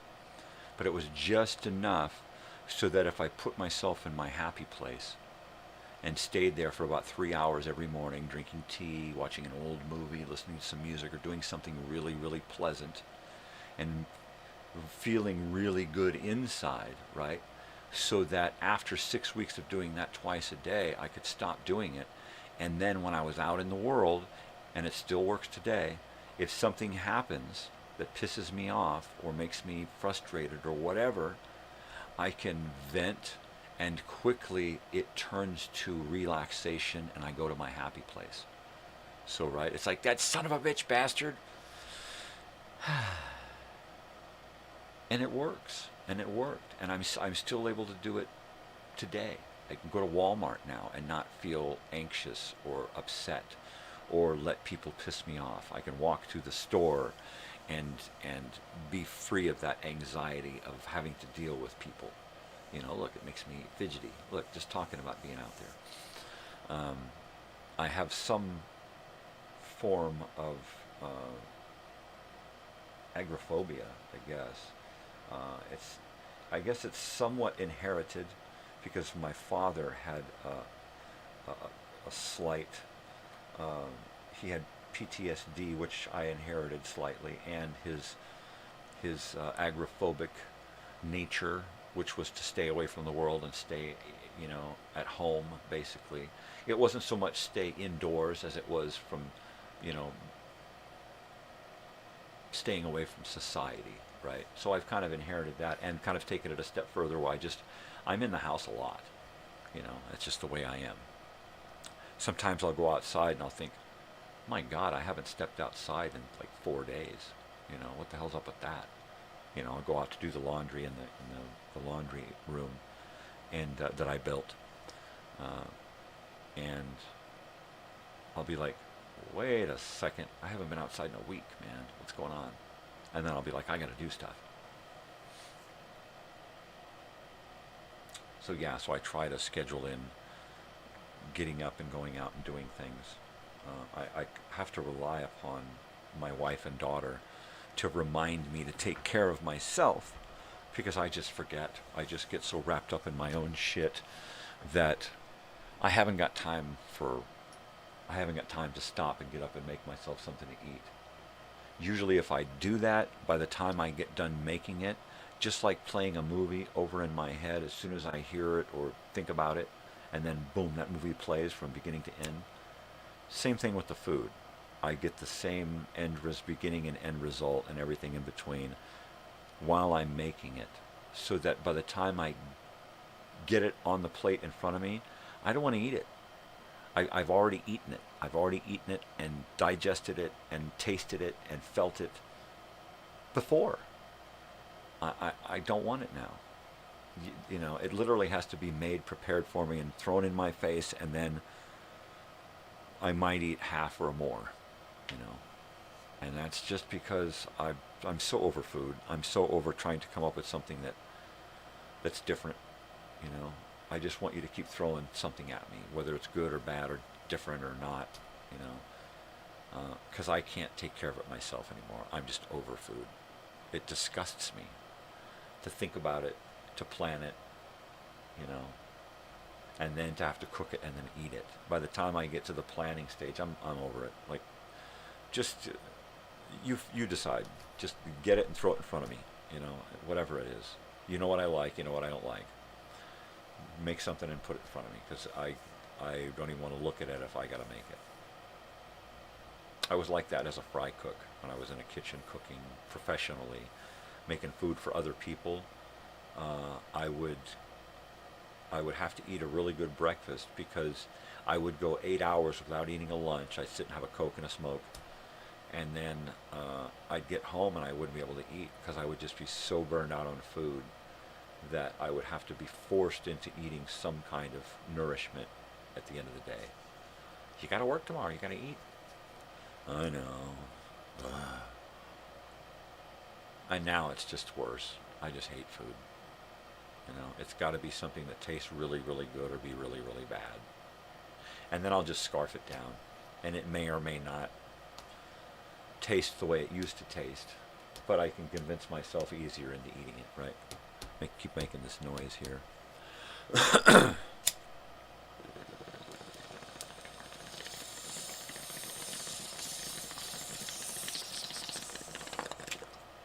And there's that. No, that's some pretty good bud. That's pretty good stuff there, bud. It's terrible for me. But it's good stuff. So, I just got this great idea. Is getting these big boards, right? The big, what do you call those? Project boards, right? Or having big giant print. You know how you get somebody gets their whole face printed out, like on this, 4x6 project board, right?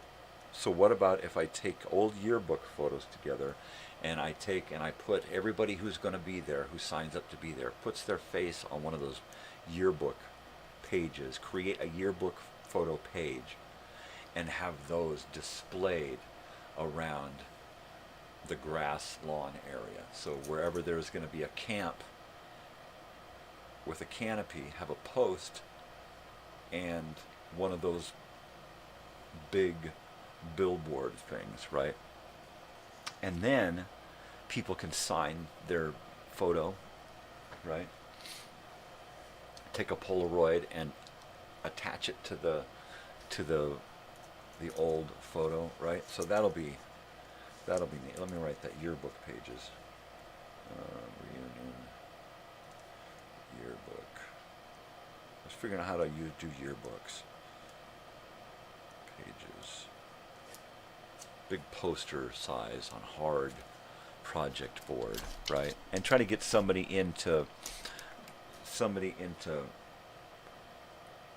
the logistics of that, right? I could probably design the pages and, you know, at some point get them printed out, right? That seems like it's costly. What I might have to do is create them myself, right? Create the page on the computer, divide it up into printable sections, and put it onto a board and laminate it, and do all of the legwork, and create, you know, 6 to 12 of these big pages, yearbook pages with people's photos, people who are there, people who couldn't be there, people who are no longer with us, and, you know, bada bing. That sounds fun. You know, like maybe I can find somebody locally who could take the the computer graphics that I create, and then at home, you know, well, me and my kids can get together, grandkids can get together and do it, you know, that kind of a thing. And then, all right, well, all you got to do is you got to print these things out with this setting and glue them down, and then we're going to laminate them this way, right? Whether we just get big wide pieces of clear tape and you tape it down at one end and you stretch it over, and now it's sealed up, right? And then just do that with the whole thing. Or find somebody who can laminate it, somebody who works at a printer place and can donate X amount of things, whatever. I mean, this tomorrow is really going to be the catalyst for a regularly scheduled, I'm going to work on it until this aspect of the reunion is ready to go. All right. Go from planning to executing on a regular schedule. So every week I get something done. Every month there's an update to say, okay, look, this is happening. Who's on board with doing this?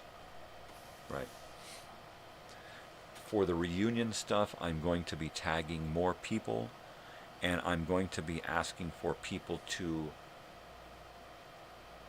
share it and get others to contact me.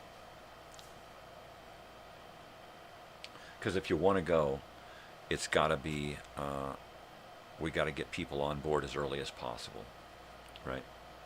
So I'm gonna send this month. I'm gonna send out.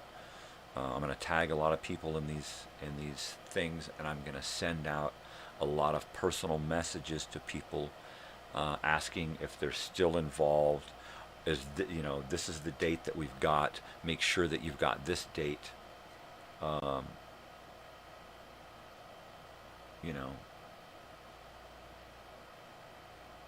and bada bing, bing bang boom. We're early enough now that people, if they thought that it was the first date that we had talked about, because I talked about 2 dates, that they know, okay, it's actually this is the actual weekend we've decided, because it was always up in the air. So now we've decided it's going to be this week, and we've got over a year to plan for that week, right? So this is when I'm going to be sending out messages to people. Look, you've showed interest in it. I got proof. You've showed interest. You know, let me friend you on Facebook. Be sure to follow me on YouTube. Here's the information so far. What are you able to do? You know, how can you help? Here's what has to be done. Where do you fit in? Because like I said, everybody has to be involved in some capacity. Even if their kids are sitting down at the check booth for their allotted hour of work, right? And everybody's going to pull a shift, including me. I'll pull a couple of shifts down at the gate having people check in, right? So that, once again, it's safe. A lot of people coming from a lot of different areas. There are going to be kids there. We want to make sure that it's safe, which is why I don't want it to be an old school type party, you know, woo, people running around naked, getting drunk. We'll have a little smoking and beer garden set way aside from what's going on, but still within earshot and view of what's going on, and the stage especially. So people do have the opportunity to go, and I'm going to go have a beer and go sit over there and have a beer. All right, you're at your limit. Get out of here. No, really. A place where people can go have a cigarette or smoke a joint or whatever, and not feel like they're doing something wrong. You know, man, there's a kid watching me. So yeah, we'll have a little place set up with a canopy, some chairs and tables, and a little bit of camouflage so that people can sit in there and, you know, not be seen by the kids and grandkids, if that's the thing. So yeah.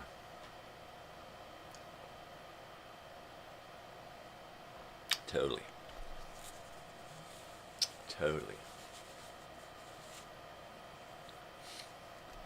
My thing is to go down and take a lot of photographs of the area. Fingers crossed that it's usable and it's going to remain usable for, you know, until we get there next year. We won't doing any work on the site until we get there 3 days before the event starts. Right? I may show up on a Tuesday so that Wednesday I'm there bright and shiny when people start showing up.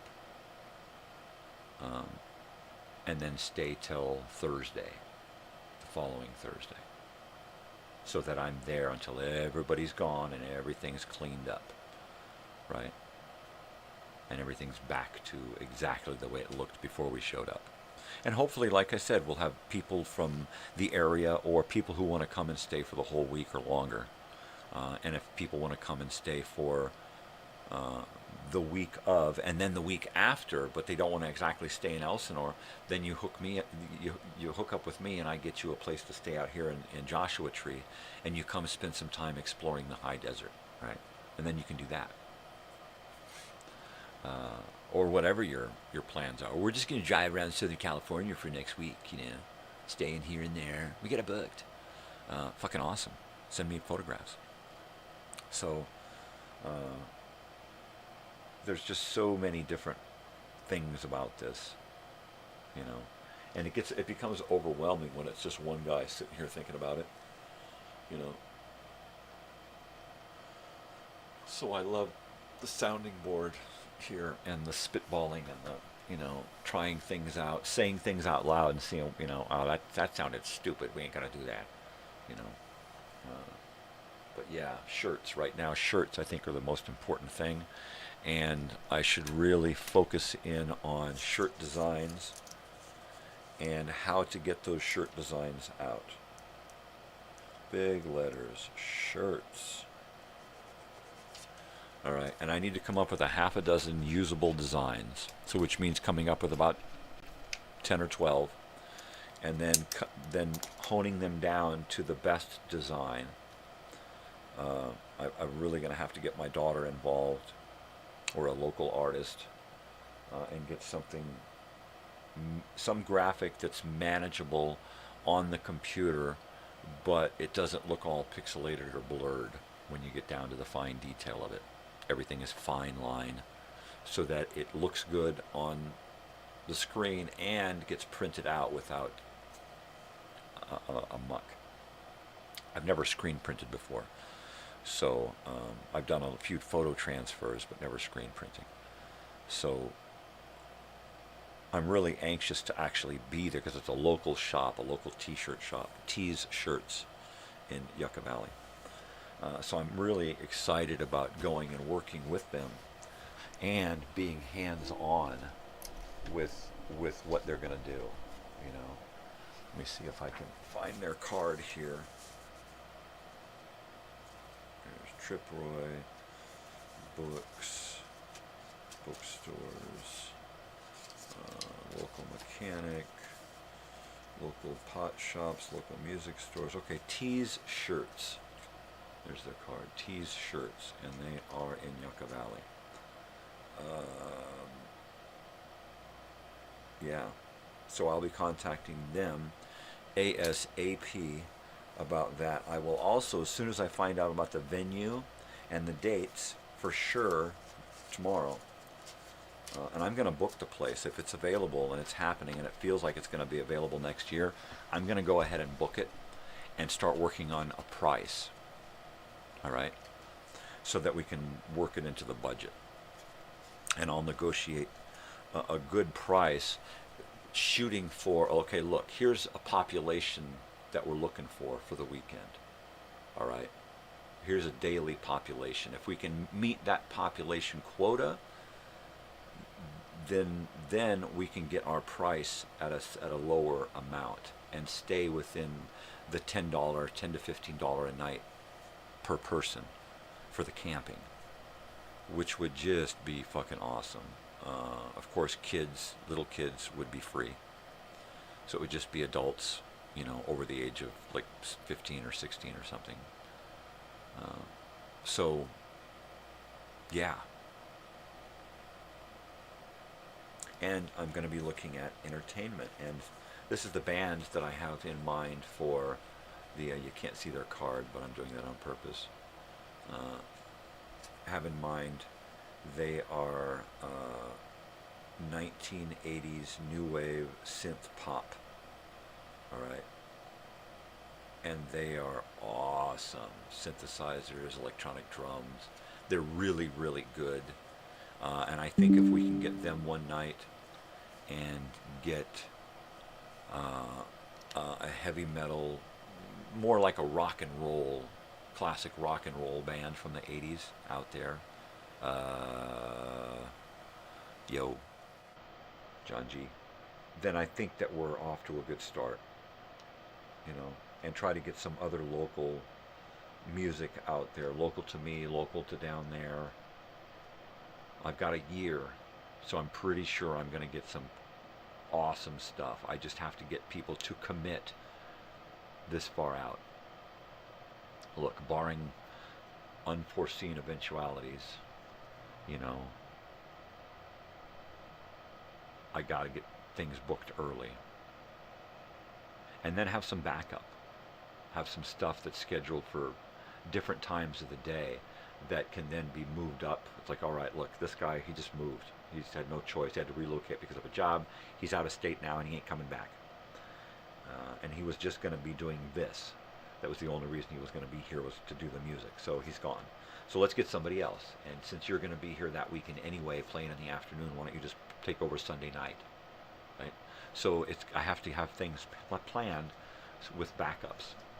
Same thing with a place to stay. It has to be a camping. So if not the West Marina, then I have to be looking at beaches at other campgrounds on the west side of the lake. And there are like a half dozen to choose from. Only a couple are going to be worthy, and I just need to find one as a backup. Look, this is what I need. Can you accommodate me? This is where I'm going to be at. But if that lake rises and we lose too much beach over there, but you don't, can I then rely on you as, can I book that weekend? And then if I don't show up, I'll give you, I'll let you know, hey, look, it's a month, we're not going to be there.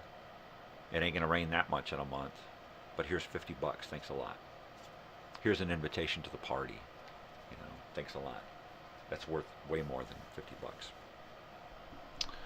So yeah, I've got a lot going on. I try not to overwhelm myself, because I will either lose myself in it or become so frustrated and frazzled that I just have to run screaming from it.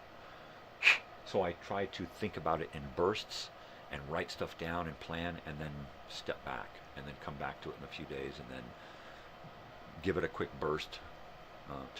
Today and tomorrow is my quick bursts. I'll probably, after tomorrow, I probably won't do too much thinking about it for a week. And then it'll be like, all right, now I got to call people. Now I got to contact X amount of people and get them on board with these things, you know. Art. That's digital art that can be screen printed, right? That's what I need right now. So it's going to be anyone who can provide that kind of assistance is really going to be worth their weight in gold transferred to the project, right? If we can come up with the right graphics. Now I can cheese out the graphics, but somebody has to take it to the next level, professionalize it, and make it so that it's worthy of being screen printed. So it runs through the checks. All right, let's take this. I'm going to run it around to the different heads of state, the different people who are involved, because I want them involved right up through all of it. All right, here, take a look at these. What do you think? Yes, no? We need to change anything? Do we add anything? And then, all right, it's going to the printer. Bada bing. Along with the shirts, we need to make postcards, stickers, graphics. Yeah, there's so much that has to be done, right? Just to finance this place. And then once we have all of that done and the money's rolling in, and that money has to start rolling in. It just does. The more time we have, the more money we shoot for, the bigger this thing is going to be, you know. I would love more than anything to rent a nice big giant travel trailer to park out there so that people who have pushed into the age of needing that kind of a place, the people who are a little less healthy, right, the little kids and babies that need a place to go out of the elements, a nice clean, safe bathroom for certain people, air conditioning, a generator, you know. It would be great to be able to put that there for everyone. We might be able to rely on somebody locally who's got a motorhome or a trailer they can park out there, and that's great. So there's a lot of things that we require. There's a lot of things that are going to require money, right? And that's not my wheelhouse. I'm not one to think about money. You know, I try not to, because it's an evil device that was created to control us, enslave us. So look out, he's getting weird again. Leave him alone, Harry. He's got a point. So I gotta warm it up. So I want somebody else to deal with that. Somebody who knows money can handle it.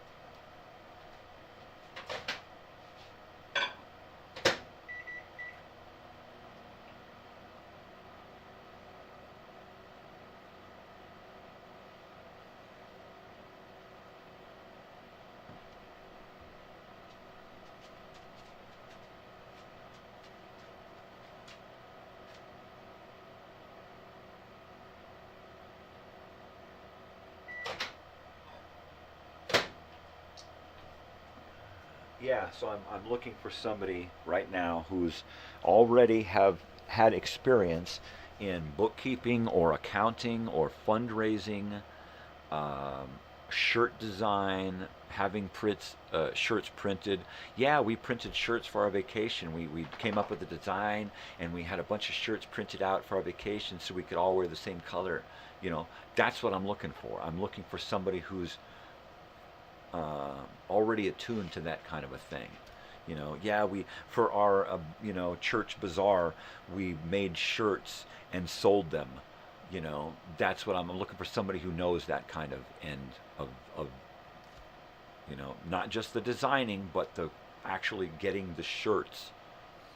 You know, because while I'm probably going to get them done locally, I still want to know the ins and outs, and if somebody can, you know, school me on stuff, you know, even if people can't handle the actual facilitating of things, if you have the knowledge to impart upon me so that I can then take on that hat, bring it on, you know. But I do want to get a half a dozen people involved in the planning. I need a 2 or 3 people down in the area who are going to be able to collect materials for the event: pallets, plywood, fake, a giant fake lawn, possible, what do you call those? A banquet tent, right?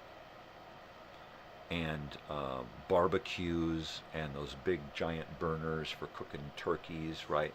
So we're going to look for people locally who can gather these things and get use of these things for that weekend, you know. Yeah, I'm going to borrow my neighbor's barbecue and my brother-in-law's turkey cooker, and we'll bring that. And his thing's got a flat griddle on it so we can do pancakes and stuff. Perfect, you know. And then, well, I work with construction, and I know the guy who does the porta potties, so I can get you a good price on porta potties, or get them to donate the porta potties, right? We're looking for anything. Somebody who can get us a big, giant 20 by 30 roll of fake grass that we can just unroll, or bigger, you know. So I'll be making lists of things and posting lists. Look, here's what we need. Who can do this? Who's locally who can do this? And then I'll just be tagging everyone. Everyone gets tagged every time. Everyone. I'm going to start anybody who's on the interested list for the event. I'm going to start reaching out to them and friending them on Facebook, sending them messages, saying, look, this is who I am. This is what's going on. These are the different things that we require. How can you help? Right? Because it's a community event. Everybody's going to help pay for it. Everybody's going to be involved in the planning and the executing, the setting up, the cleaning up, everything, you know. So, man, my goodness, I went over 8 o'clock and I just still can't stop talking about this event.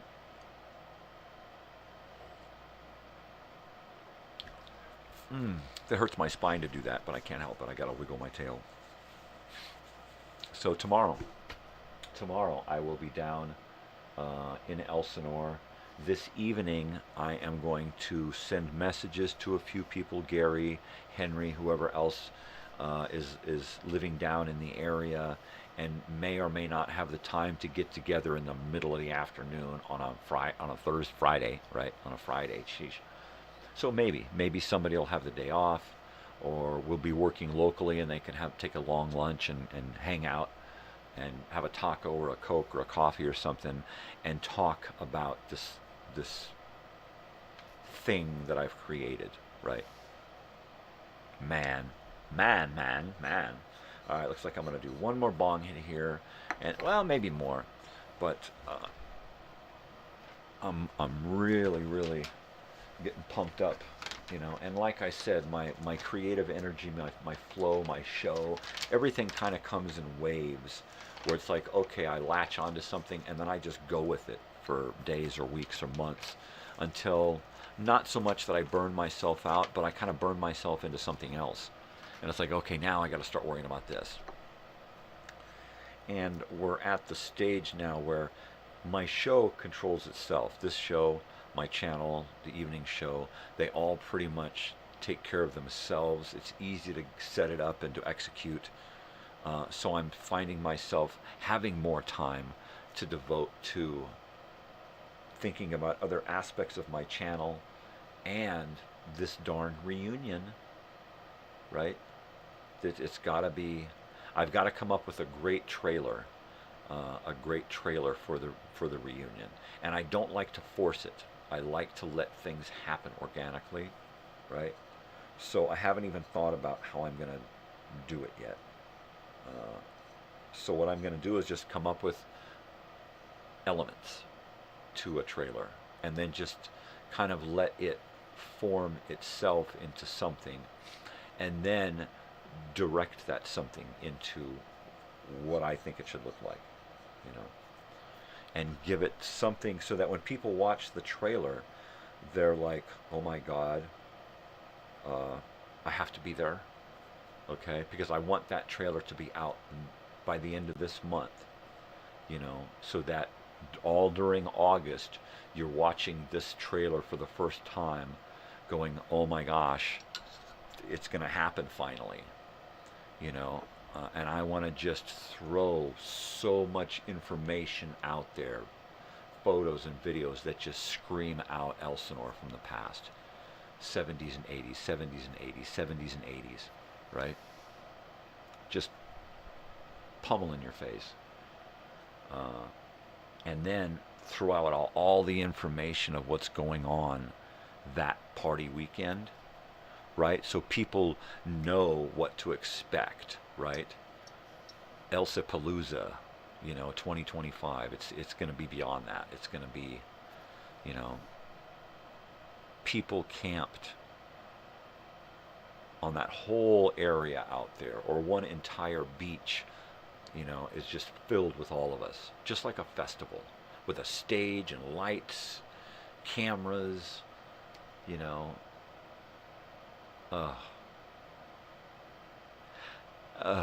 It's just, Bong Hits.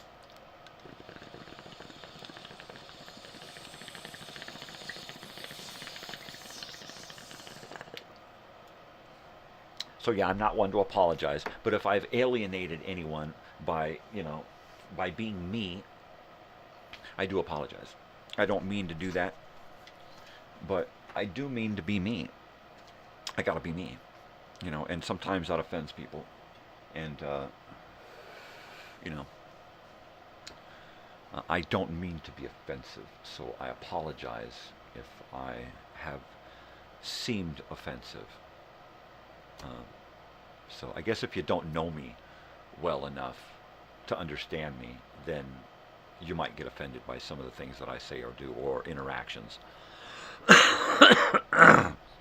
Which just means that we need to get to know each other, that's all.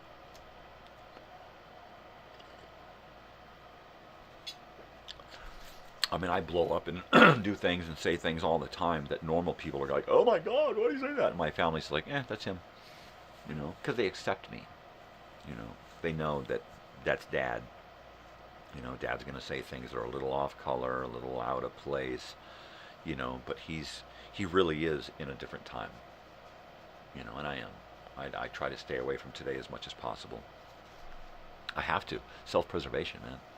Self-preservation. That's what it is. It's mainly all it is. You know, everything about me is self-preservation. I stopped going out into the world to work for assholes and companies and stuff. See, start itching again. Because I had to worry about me, you know.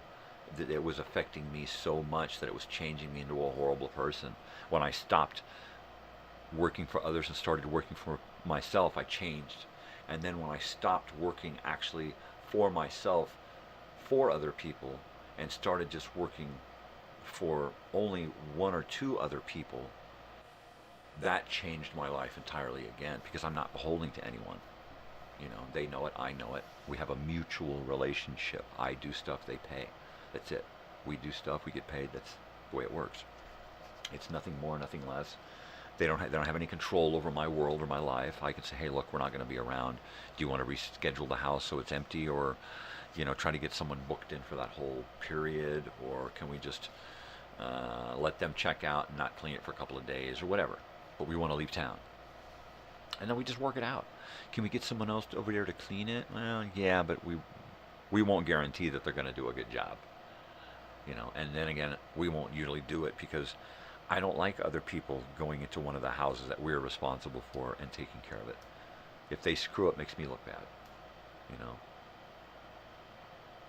really, it's pretty much when it comes right down to it. You know, I'm responsible.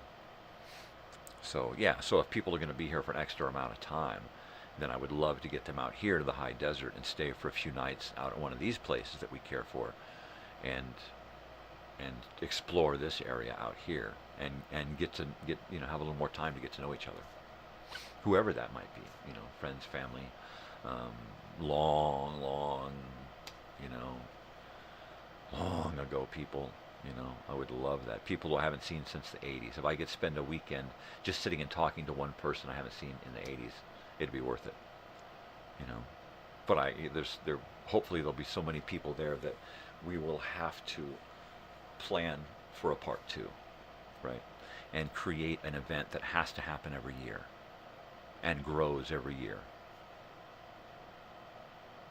That's how the Burning Man started. A couple of people getting together every year to do a bonfire on the beach, right?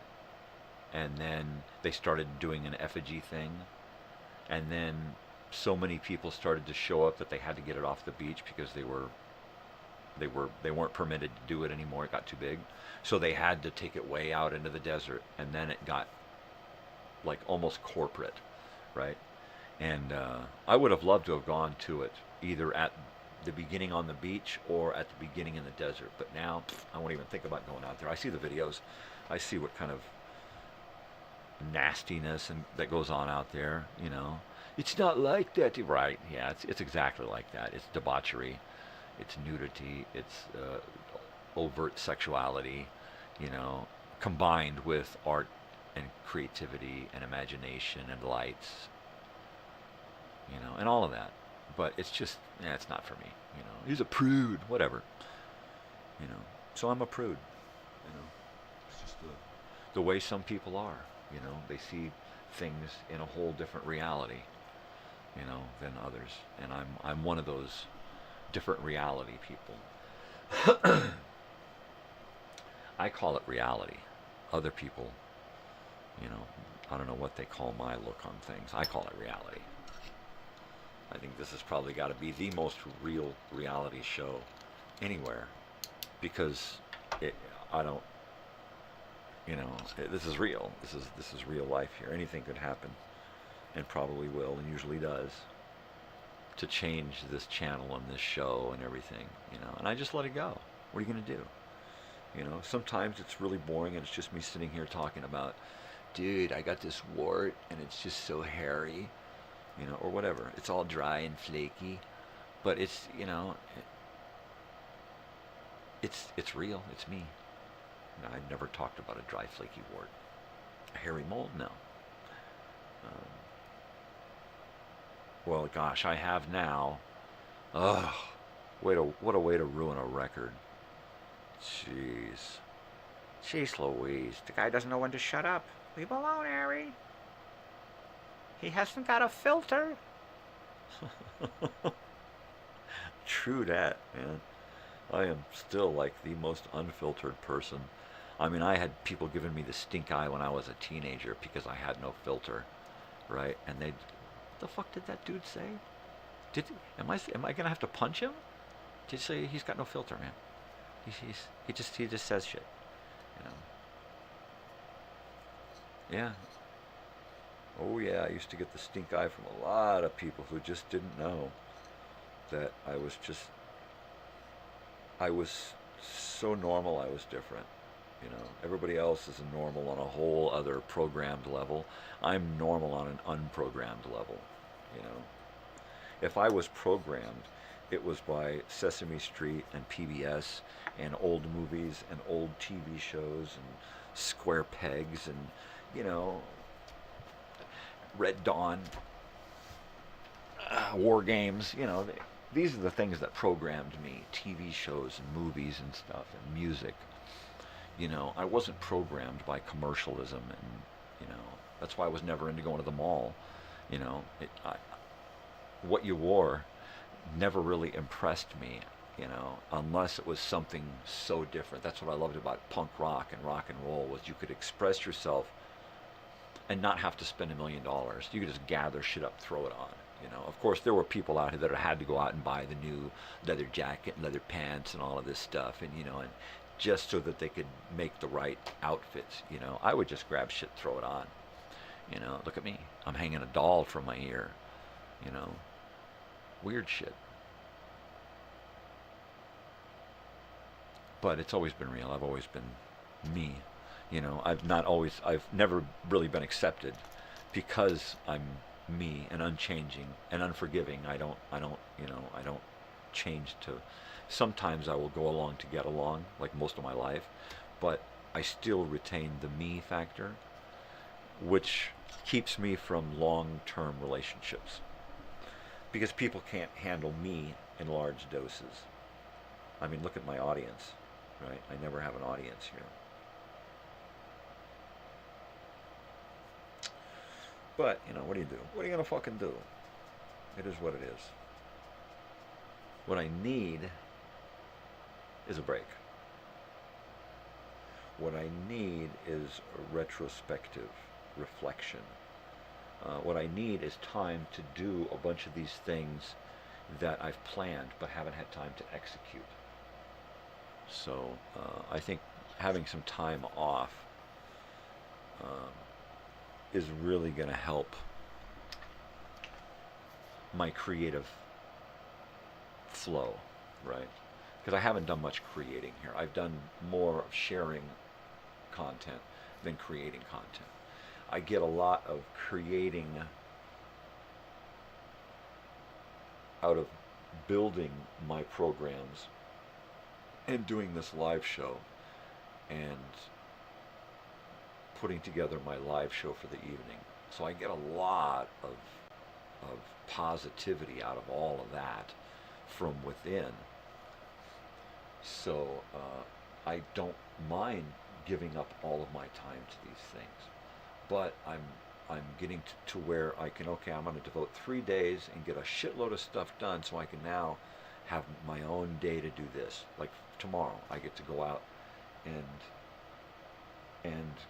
work on the reunion stuff tomorrow because I already have my program for this week is done. Program for next week is done. All I have to do is upload it and make a program guide. And my programming for the following week is halfway done.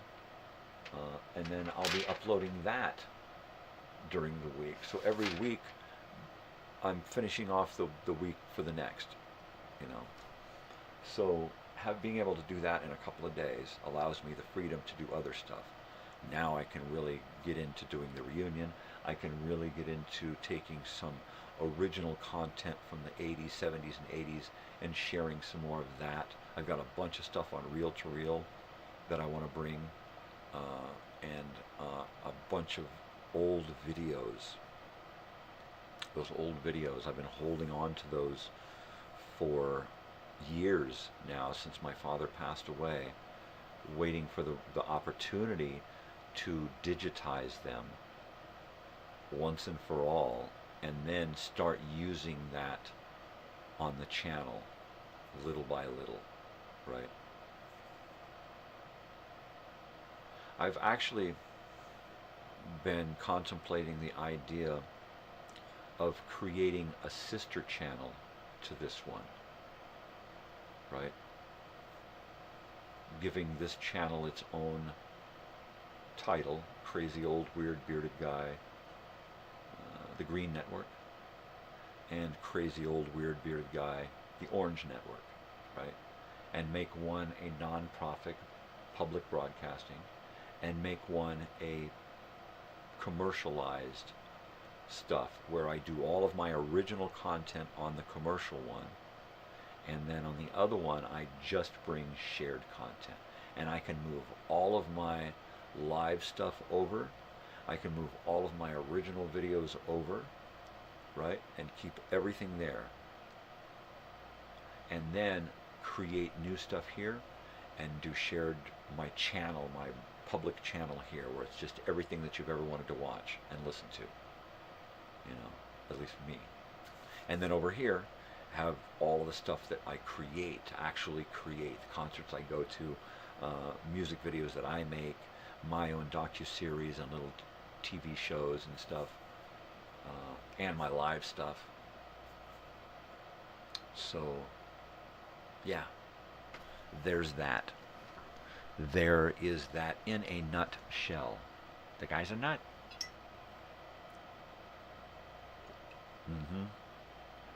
Oh, wow.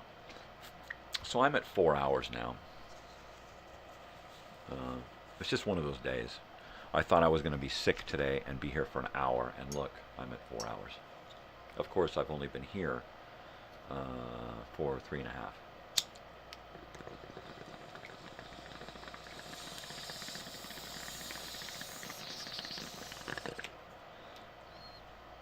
But I've been on the air for over 4 hours.